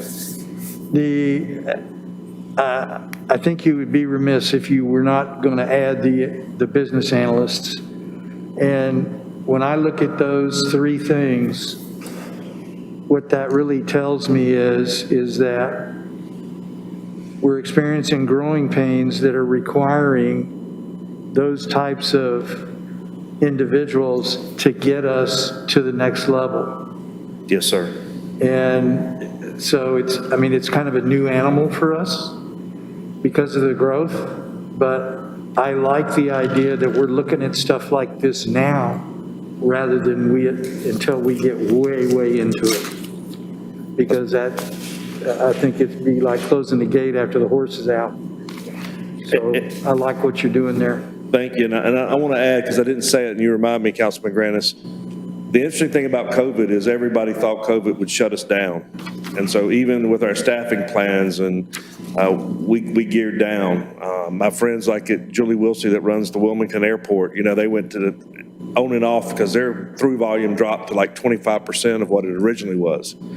If y'all remember, just about every parameter we look at in Clayton has grown 15 to 25% during the pandemic. And so it really is indicative of how long will it last, but we continue to be on this growth curve. And we're missing the ability, as you say, Councilman Grannis, we've got growing pains and we've got to get on top of this with some better trend analysis and some better just staying in front of things. So those are things that are already built into the good numbers I gave you. If Heidi goes to the next one, these are three, I think, key decisions beyond what I gave you, because I think these really get down into positions where I think we need them strategically, but I think they're things you need to think about a little bit more in detail or maybe debate. The one is the fire department has asked for an emergency services coordinator, what I will call for emergency management. Lee's looking at his staff and kind of the post-COVID issues we've had, and what this would be an existing staff member to move over there that's been handling special events. And so we would leave a person do marketing and the park-specific special events, and to help the library, Joyce says about half her job now is marketing. But that marketing position, internal special events and other support, communication support that's at the parks now would stay there, but the individual would move to the fire department, where she would help coordinate things like the Emergency Operations Center, emergency management, the county, try to bring the fire department and the police department kind of more together under emergency management. So it will be a support position, but with some of the restaffing and stuff we're doing in fire and other things we're doing with the police department, I think this may be a good time to move to this position. We've also benefited some from some CARES money this year, and so in the overall budget, this helps kind of with emergency response and emergency planning. The other category is 2 new patrol officers. If you remember last year, there was some discussion that was deferred about maybe a new K-9 unit, which we're not asking for, and 4 new patrol officers. And look, in my discussions and review, we really do need 2 more in addition to what we have now. How this would probably work, we're trying to fill up 4 vacancies that we already have to get us back to full capacity. It is debatable whether we could hire and assimilate these officers by the end of the fiscal year, but I would like to have the positions there, and the police department would, so that we can start the search as soon as we get the current 4 restaffed and trained, so that sometime probably in the March to April timeframe that we're able to advertise and hire and start that process. But I do think we need 2 more at least, and we can consider 2 more in the next budget if you wish, but this would fill a need that we see right now. The other opportunity we have that I think is a very positive, we have outsourced our janitorial services now for probably a decade. I'd have to look at the number. We went that way. Outsourcing is often better, cheaper sometimes, but what we're finding is when you outsource, you also have people that come in and clean as much as they can, as fast as they can. And that's what's happening. And we lost flexibility. We're helping us do other things or re-clean or even help with COVID. What we know is as COVID goes in and we start reopening the building up to the public, we're going to need more part-time help to help traffic move through and keep the doors watched and everything else. And we think the janitorial services would be a nice place to help us with facility maintenance and facility operations.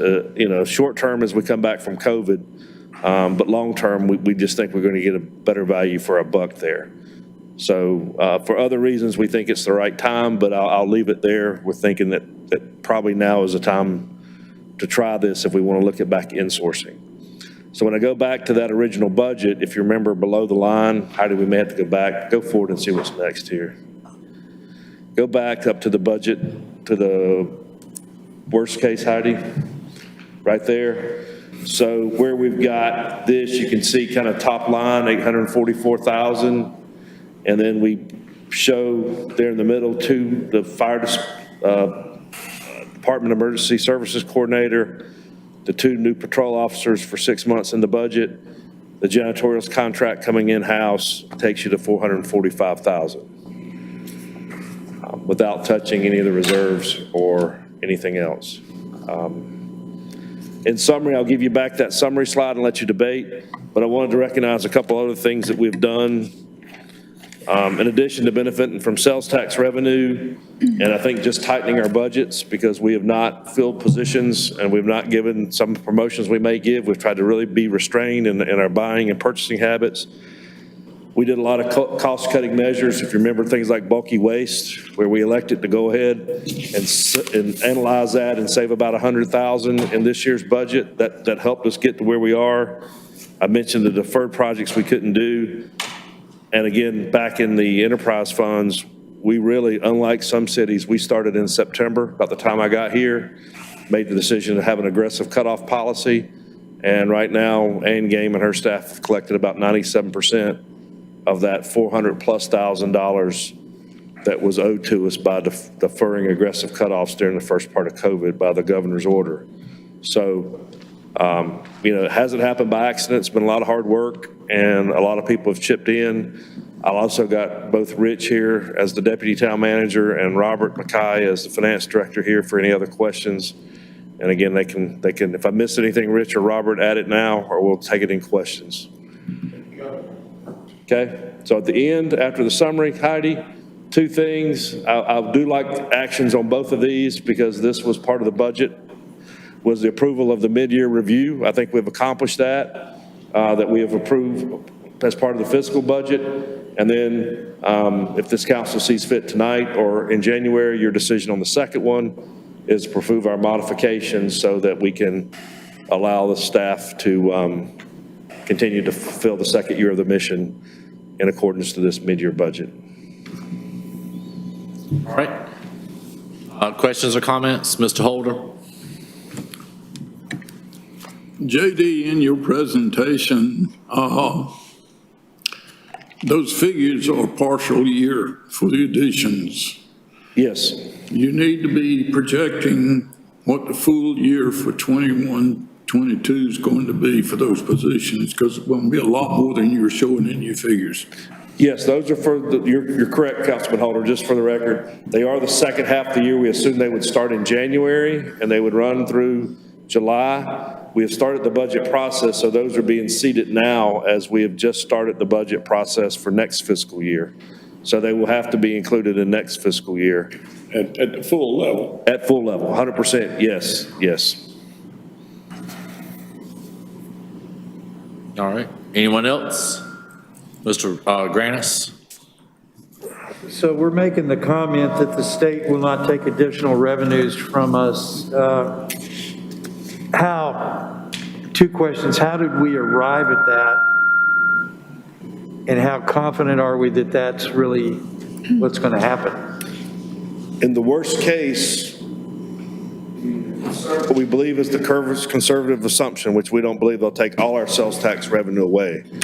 We believe they'll take the incremental amount, so they would be frozen. So that worst case you see is assuming that it's at last year's levels, which does not assume the 15% growth that we've seen through the first 6 months of this year. And so if the economy would fall out and we'd go back to last year, or the governor or the state would come in and say, your sales tax revenues are frozen for the second half of the year at last year's levels, we would proceed at last year's levels. But I don't know what the probability are is they would go to zero. I would think the trend right now is there been between 15 and 19, I believe, Robert. And so we even thought 15% growth in the best case was conservative. And then freezing them at last year is even more, so. So at the end of the day, you really think that it is conceivable that they could do something which would affect those revenues? But you've accounted for that here. I've accounted for that here. I'm skeptical they'll do anything to us, but again, we just don't know what January and February are going to hold for the economy and the state. There are people suffering. We're very fortunate. We're blessed and we're fortunate, and it creates some different problems, but we are running counter to most of the state. Okay. Can they legally do that without legislative action? The governor has done that before, I believe, on 3 different occasions, and that money was repaid back on 2 of the 3. And again, I would have to go back to specifics. But they can defer that if they think the rest of the state needs the money by executive action, I believe. Now, would that be a political battle? Yes. Current balance of power, is that likely to happen? I'm not sure. The tendency would be we would probably expect to get it back if he took all or took part of it, but we wouldn't get it back probably the next fiscal year or beyond. So I can't produce, I just know there's been a history of that in the past in North Carolina in the last 20 or 25 years of that happening. So. All right, anyone else? Mr. Thompson? I just want to say, I think this analysis is extremely helpful. I think, and I think this is just, you know, to our employees and to our citizens, we're doing what we said we were going to do.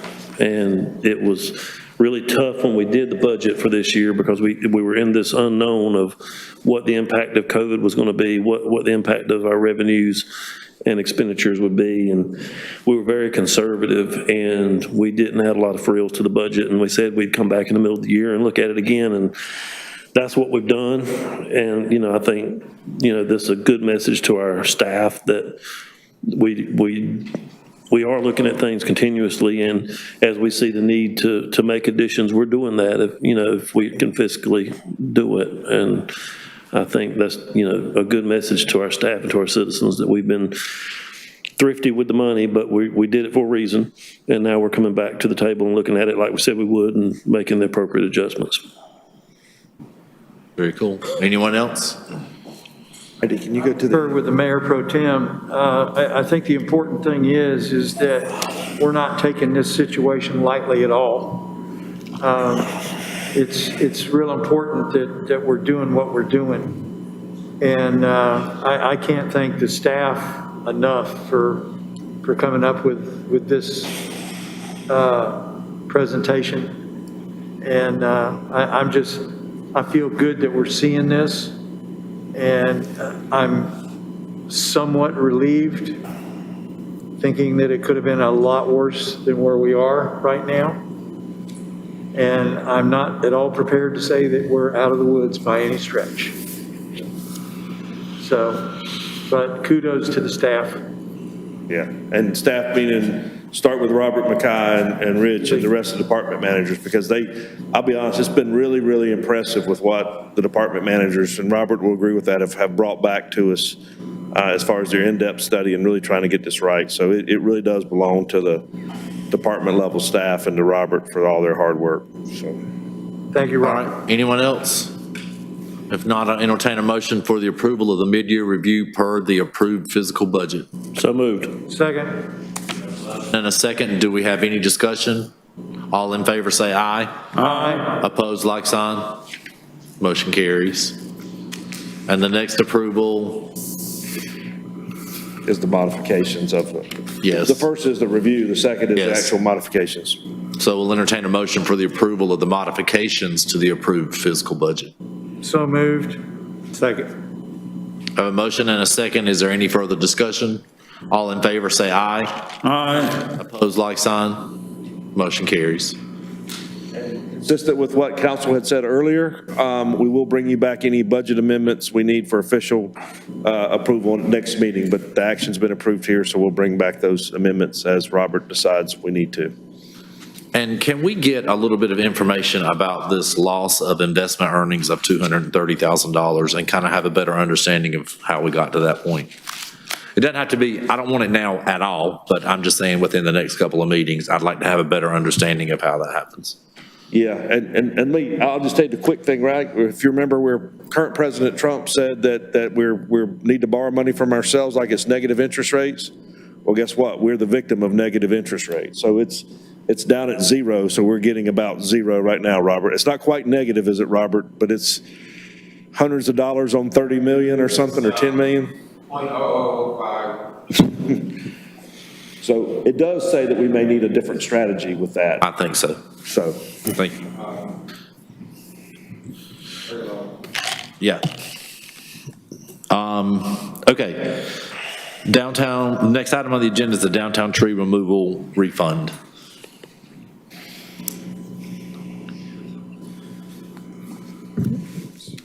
Good evening, Mayor and Council. Rich Capola, Deputy Town Manager. This is a continuation of an item that we brought forth, I believe, at the last meeting, or 2 meetings ago, maybe now, regarding the street trees on Main Street. Your current policy up to date had been to charge $250 per tree for each one requested to be removed by the property owners. The council requested that we bring back information with regard to how much and how many trees we could, or have already been paid to be able to refund that money if you so move. As included in the packet, it does appear that to date we have received 19 trees worth of payments for a total of $4,750. These funds have been kept in a separate reserve fund, so removing them will not change any of the fund math that you just got to see up there. So essentially tonight, we're looking for direction from the council. If you'd like us to move forward with refunding this money to the individuals who paid it, we can go ahead and do that and adjust our policies to not require that payment moving forward. All right. Wishes of the council. Mr. Mayor, I make a motion that we approve the reimbursement of the $4,750 that we're being charged for the tree removals. Second. We have a motion and a second to approve the reimbursement. Is there any further discussion? All in favor say aye. Aye. Opposed, like sign. Aye. Majority rules, all in favor except the art holder voting not in favor. Thank you. All right. Before we move into new business with this CISA risk vulnerability assessment, how much time is that going to take? I can burn through that as quickly as you like. It's pretty. Somebody waiting to speak on the next one, and he's been kind and patient since 6 o'clock. And like, I was thinking about letting Brian with the Methodist Church move on to the next one because he has been very patient. He's the only. This will take about 3 minutes, I think. And maybe a head nod if that's okay. Okay.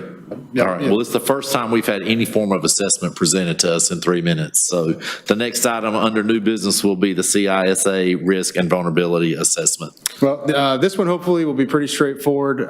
So as included in the packet, the Cybersecurity and Infrastructure Security Agency, CISA, is the federal agency that pretty much oversees any and all cybersecurity threats, planning, programming, assessments essentially for the entire nation.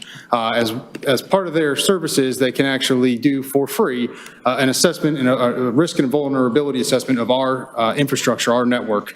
As part of that, they'll come in, they'll basically try to break it, and they'll tell us where our vulnerabilities are, and that will then feed into any additional improvements that we need to make to be able to combat cybersecurity. The news as of late, there's been a lot of attacks. People are getting very, very creative with these hoaxes or scams, as well as just the hackers getting much better at getting into these systems. So the intent for this would be to make a formal request to the CISA to perform a risk and vulnerability assessment for the town's network, and again, allow that to feed into future decisions with regards to how we're structured and any additional protocols we want to put in place.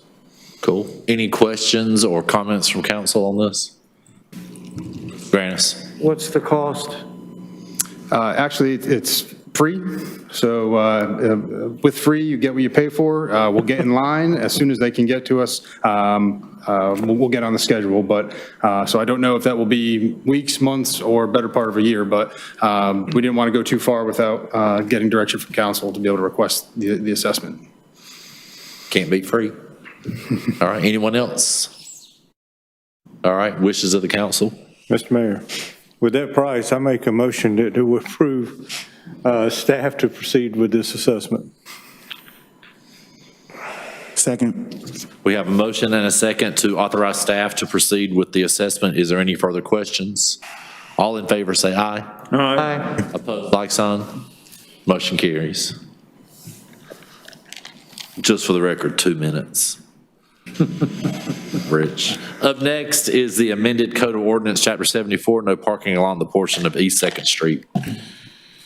So the item in front of you, as Mr. Mayor mentioned, as currently written, would request to stripe Second Street on the, I guess, the west side or the Town Hall and Clayton Center side of the road to be no parking.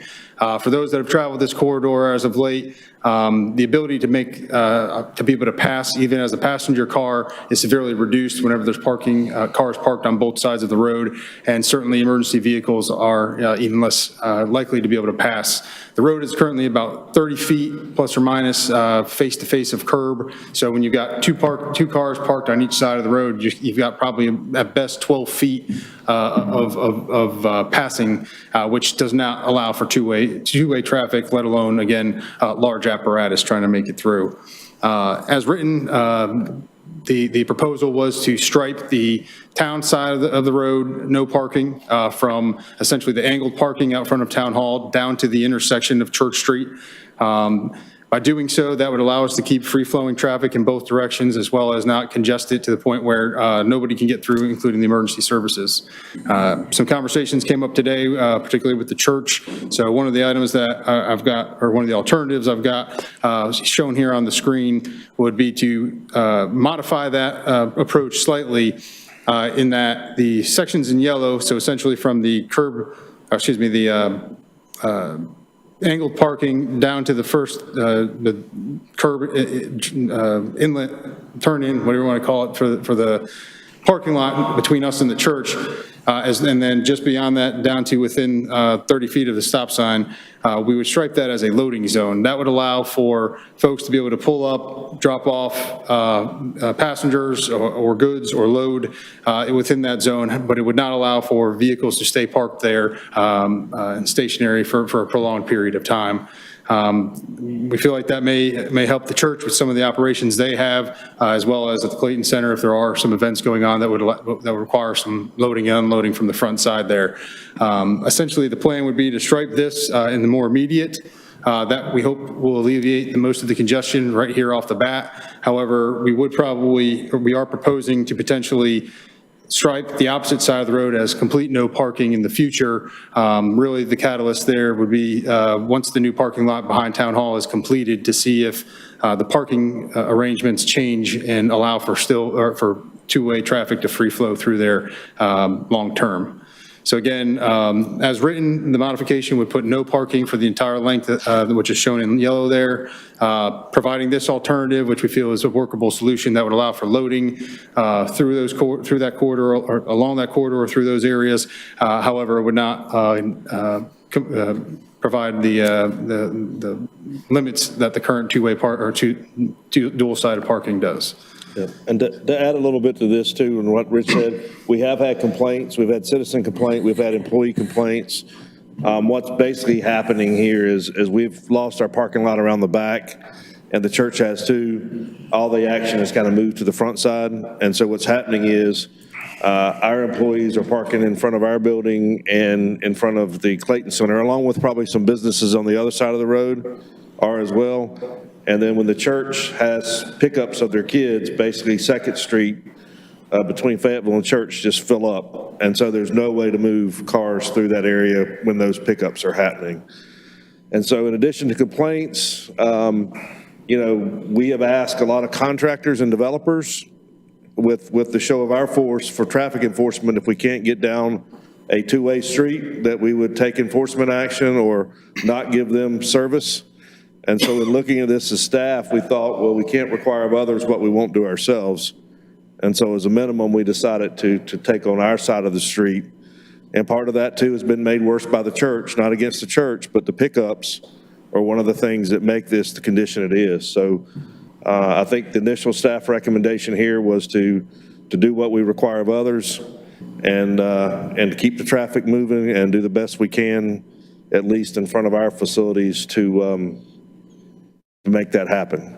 We didn't want to go any further than this. We started to go out and stripe it ourselves before we even brought it to y'all, but we figured this was of a topic that needed to be considered before the council, especially because it related to our construction and our interface with our neighbors all around us. So with that, I'll stop. But we have had complaints, and it needs to be addressed somehow. Appreciate that. So in front of you again for consideration, the current ordinance would need to be modified if we wanted to go with the loading zone, but I think that can be done as part of the motion based on the clerk's direction. But certainly open to any additional questions or conversation.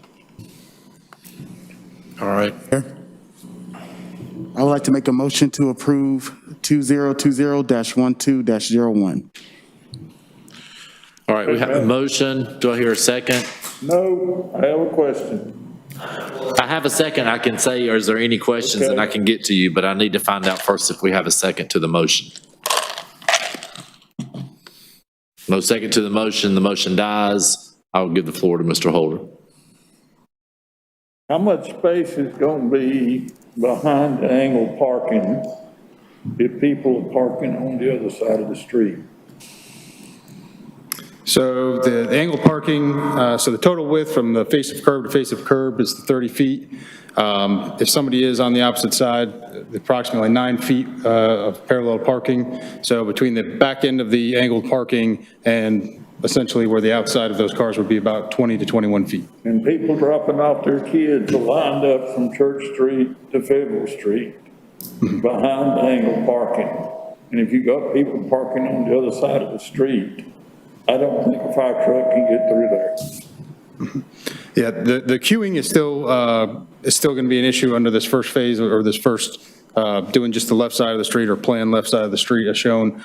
One of the issues there, obviously, if we have cars parked all the way to the end and the queuing is continuing down the middle, there's no traffic that can flow in either direction at that point. Beyond the queuing of the school. Certainly willing to have some conversations with the church to see if there is any ways to adjust that or anything else we could do to improve that situation. But ultimately, without having no parking on both sides of the road, we would not be able to completely eliminate that situation. Yeah. But currently, Councilman Holder, you are correct. Even with the angle parking and the parking on the other side, when the queuing happens and it goes that block and even the next block in front of the town park over there, in those periods of time, you cannot get anything down that road. I go back to my suggestion that we eliminate parking on what I call the north side of 2nd Street. Y'all call it the west side. Isn't that what we're doing here? Is that no parking all the way up to Fayetteville Street? Yeah, as shown, that would be no parking all the way from Church to Fayetteville on the right side, plan right side of the road. Again, that was, our intent was to do that as the second phase. Once we got to see with the new parking lot open up, if that changed the dynamics, but again, it's the will of the council. Yeah, I think I do have a little heartburn with knowing that Horne Street has been cut off now. We need to be able to get a fire engine down this road to get to these homes over here. So I'm with Mr. Holder. I would say let's go ahead and take it all the way up to Fayetteville Street with no parking, because we're already doing it from the police department up to the library. That is correct. Am I right, Mr. Holder? That is correct. See, we spent a lot of money putting in that angle parking, and that just contradictory to me to say we're going to shut that parking down, which was in the original request. So, could we not look at the queuing being somewhere else? Could it not queue up Horne Street? It's so much less traveled. I know you'd be making a right turn off Horne Street onto Church Street. But I mean, is there not a way we can relocate or make it safer for parents to line up to pick up and drop off without it having to be on 2nd Street? they'd have to, their kids would have to cross Church Street, and I can't see them doing that. I didn't understand what you said. The kids would have to walk across Church Street from the church if they came in from Horne Street. I mean, it's possible to make that part of Church Street one way. I think that was original. I think that was on the plan somewhere. This way only, you can't go this way. I don't see what's wrong with turning right on Church Street and pulling up and dropping your kid off. I don't think you have to drop them off on the right side of the street and make them walk across. We see people park on the wrong side of the street all the time in Clayton. But if you made it one way, Yeah. It eliminates that. that's just food for thought, that's all. be honest with you, But the queuing is the issue. That's the whole issue. And if there's a better way to queue, then we need to explore that with our neighbors. I just thought that the side we're on, even as town manager, if I tell employees not to park there, that's still our main entrance. And if we've got parking there in front of the Clayton Center or in front there, I can't stop employees or visitors from parallel parking on the road. I can't without a stripe there. So as a minimum, I thought we needed a stripe at least in front of Town Hall and the Clayton Center for some period of time till the entrance got turned back around again in however many months. And it just seemed logical that we would go down with a loading zone or something on down the street so that they couldn't block the church off either, that they could pass through, the church could use it, but that people, outsiders, knew not to park there to walk into Town Hall or permanently park there. So that's all this first phase was supposed to be, but we can make it again. We can do both sides if that's what the council wants to do, and we'll close them both off for a while. So for large vehicles like Cisco and beverage companies that are servicing the Yellow House, they are generally parking on the west side or the north side of Fayetteville Street to service that business. So are they going to have to just pull into the loading zone side? How's that going to work? It's going to be a problem. And that's why we don't have a real good answer for the small boutique shop across from Town Hall and for the unloading of the Yellow House. It's going to be a problem because they just don't have a way to unload and to park to support the business if we block off that whole side. And we could talk to give them just a loading zone only, 15 minute. We used to have that in front of Jake's flower shop, we could. It wasn't a parking spot, but it was just for loading or unloading. I just want to make sure that, local business still have a way to get their goods there, and that was one of the things that came up for me. The code does allow for a commercial loading zone. Essentially, it allows goods in and out of a vehicle for, I think, up to 30 minutes is the way the code's currently written. So we could certainly look at establishing a zone for them as well. Cool. All right. For the stretch of those businesses, you're recommending a loading zone on that side of the street, not on the Town Hall side, right? To accommodate that, we would have to, based on the mayor's comments there. Yeah. But we would want to restrict parking for the majority, for basically anywhere not kind of right directly in front of those businesses. Okay, I'm good with that. Cool. Brian, any questions or comments from the Methodist Church?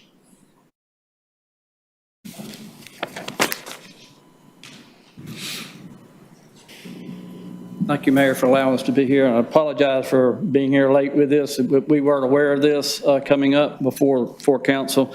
Like y'all, we also have concerns that any changes this impacts the church as well with our parking. It eliminates parking on our side of the street.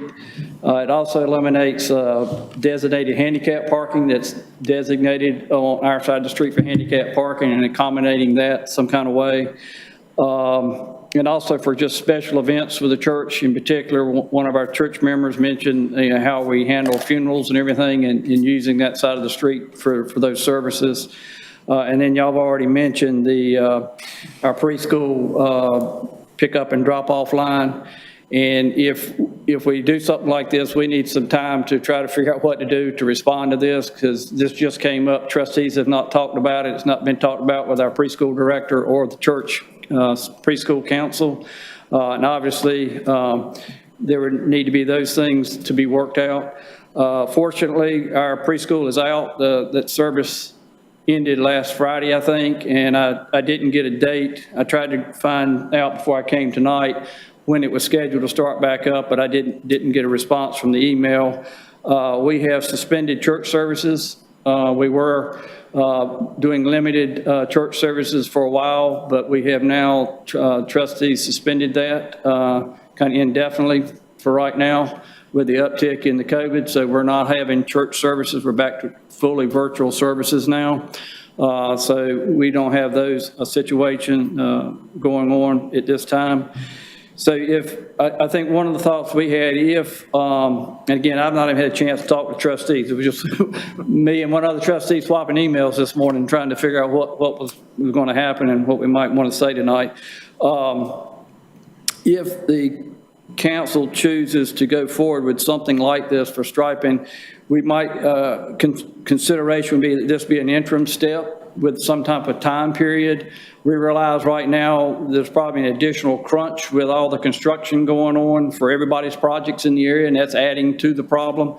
But if we felt like you were going to go forward with, when I spoke to Rich, with the idea that the section in front of the church be marked as a loading zone, that would potentially help our situation a little bit, but also considering for a time period that maybe gets you through your construction, and then we'd have time to react and come back with some potential changes or maybe modifications for a permanent fix.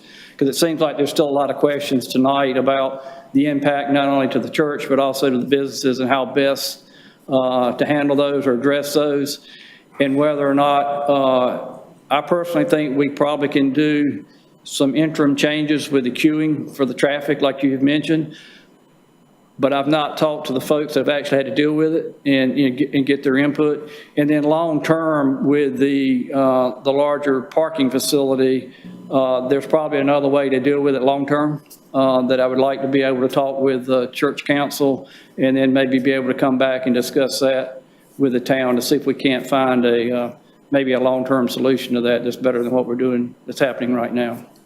So with that, I'd, would request your consideration for that. You think that the church would have time to give this some thought over the holidays so that we could reconvene at our next council meeting and bring this back up? Or do you think that you need more than a couple, 3 weeks? When's y'all's next meeting? I apologize. First Monday in January. So that's like January the 4th? Right after the holidays. If it's too early, just say so. I'm just trying. Probably is. I don't even know. We don't even have a meeting scheduled right now until our first trustee meeting is probably that Thursday of January. Gotcha. So obviously the town's concern is a safety issue, and that's why they're wanting to act. But also, I think we want to be a good neighbor and find out what works for you guys. But I think the point is we got to take some action. We can't wait too long to take some action, and certainly don't want everything to get started fresh in January and then a bunch of change happen. So I'm just trying to balance that out with council and with the church. Certainly, certainly. Mr. Mayor? I have a question of Brian. When will your preschool start back up? Do you know at this time? I do not. That's what I was trying to find out before I came here tonight. I did not get a response to that, but their last day was last Friday for this previous semester. Okay. And they are not running on the Johnston County schedule because that changes too. So everything's up in the air. Okay. Thank you. Yes, sir.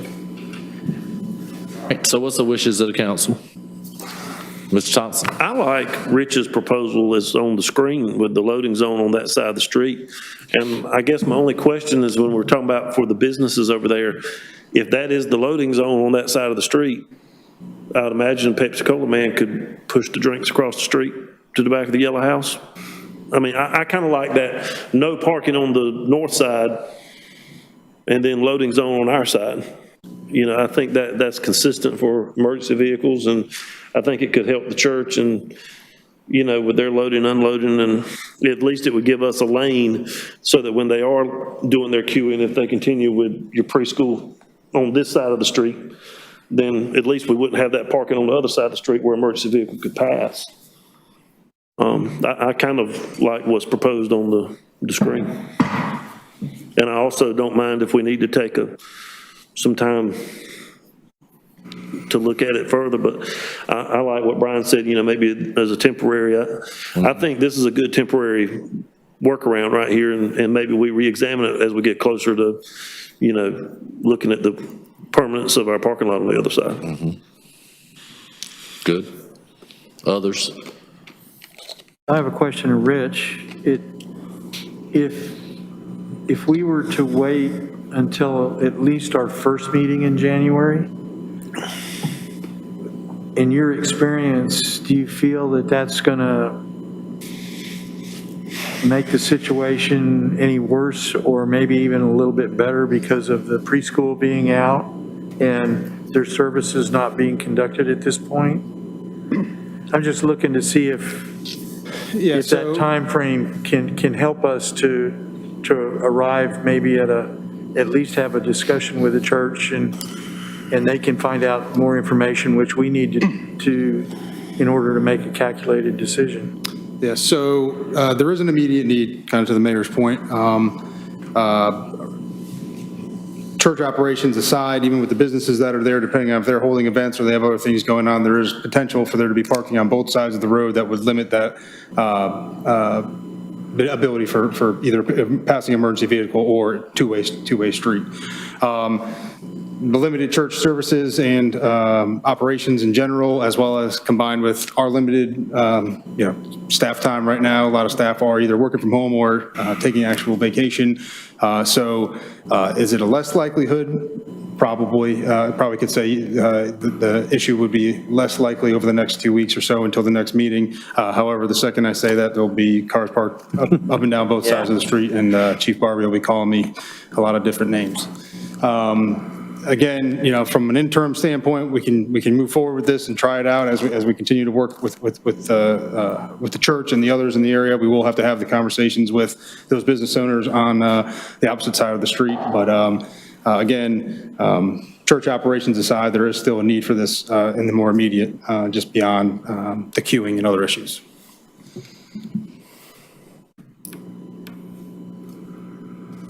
Mr. Holder? If I understood Mayor Pro Tem Thompson, he's saying that we would restrict parking, no parking on the north side of 2nd Street and put in the no loading zone from our angle parking to Church Street. Is that what? Yeah. I like that I like idea. the picture, yeah. Essentially, that would take what we were going to propose in a two-step phase, but we could go ahead and implement both phases now under that scenario. Let me suggest this, if it pleases the council. If you guys will approve that to take so that Brian can take it to the church, and we can watch it for the next week or two, that maybe we can get some feedback before we paint it. We don't have to rush out and paint it this week or next week, so maybe we are at the point we can delay till after the next meeting. But we do have to, if Chief Barbie comes in and says he needs to get through there, or Acting Chief Tart, we may need to go ahead and paint it. But if you guys will give us permission to run this and let Brian take it back to the church, maybe we just delay painting it for a couple weeks till we have our next meeting, unless something drastic happens in an emergency, if that's what you prefer. Mr. Holder? I'm ready to propose that motion that we, no parking on the north side and loading zone from our angle parking to the corner. But I'm willing to wait until he has a chance to discuss it with his church. Yeah.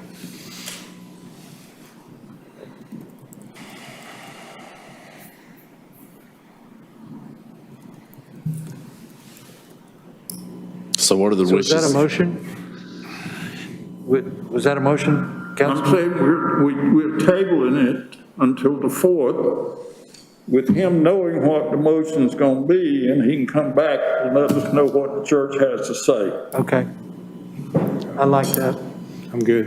And just for clarity too, we intended to do this work with our own forces, so we can get that on the schedule, just kind of storyboard it for after the first of the year, but wait till we get further direction. And I think, the marking is all well and good, but if you don't throw some signs up that are above eye level, people ain't gonna, we ain't gonna be seeing no paint marks on the street. I can tell you that. It ain't gonna be effective. It would be a combination of paint markings and signage. Yes. Next meeting is 2 weeks from tonight, so. Yeah. Well, at the rate we're going to still be here.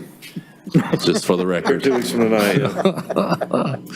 All right, so we will table this item and we'll bring it back up at our next council meeting, first council meeting in January of 2021. All right, thank you both very much. Next, staff reports, beginning with the manager. On staff, Employee of the Year and the Manager's Pandemic Awards. That's a cool award. 6 people got it for the good work they've done this year. That's on video. I think y'all have all seen it. The other thing I'll say on COVID would be that We have discussed another of changes for coming in and out of the building and whatnot. We've also talked about some vacation things versus time off. I think I've decided to punt until January and we see what the federal Congress does, and we can come back and talk about a few things. But for now, we'll come back from the holidays as we are operating right now. And I'll send that memo out tomorrow to the staff. A couple reminders on the water reclamation facility, because it is a big one. The environmental assessment, the comment period ends Wednesday. One of the happiest days of 2020 for me will be Wednesday when that EA comment period ends. That's it. And then we'll also be turning out our requests for proposals for the design build teams here in the next couple of days, so that before Christmas they'll have it, and that we will be ready to award something maybe in the late January or early February timeframe. That's all I've got. All right. Anything from the town attorney? Merry Christmas to the council and to the staff. That's it. And thank you for your service tonight. Town clerk, No reports, thank you. staff. Floor for informal discussion and public comment. No one wishing to speak, I'll turn it over to council for comments. No one wishing to speak, I'll entertain a motion to go into closed session. So moved. Ever say aye? Aye. Motion carries.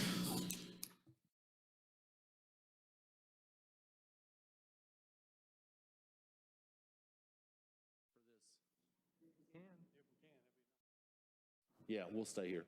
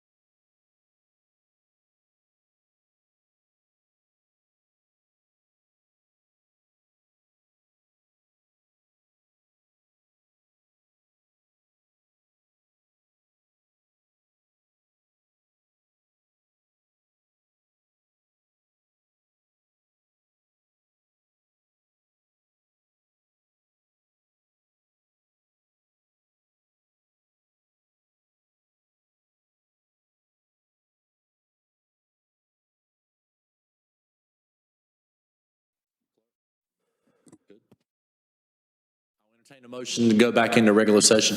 So move. Second. All in favor, say aye. Aye. Opposed, like sign. Motion carries. Is there anything Motion we adjourn. else to come before this council? I'll entertain a motion to adjourn with a second.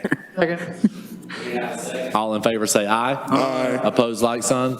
Motion carries. Good night.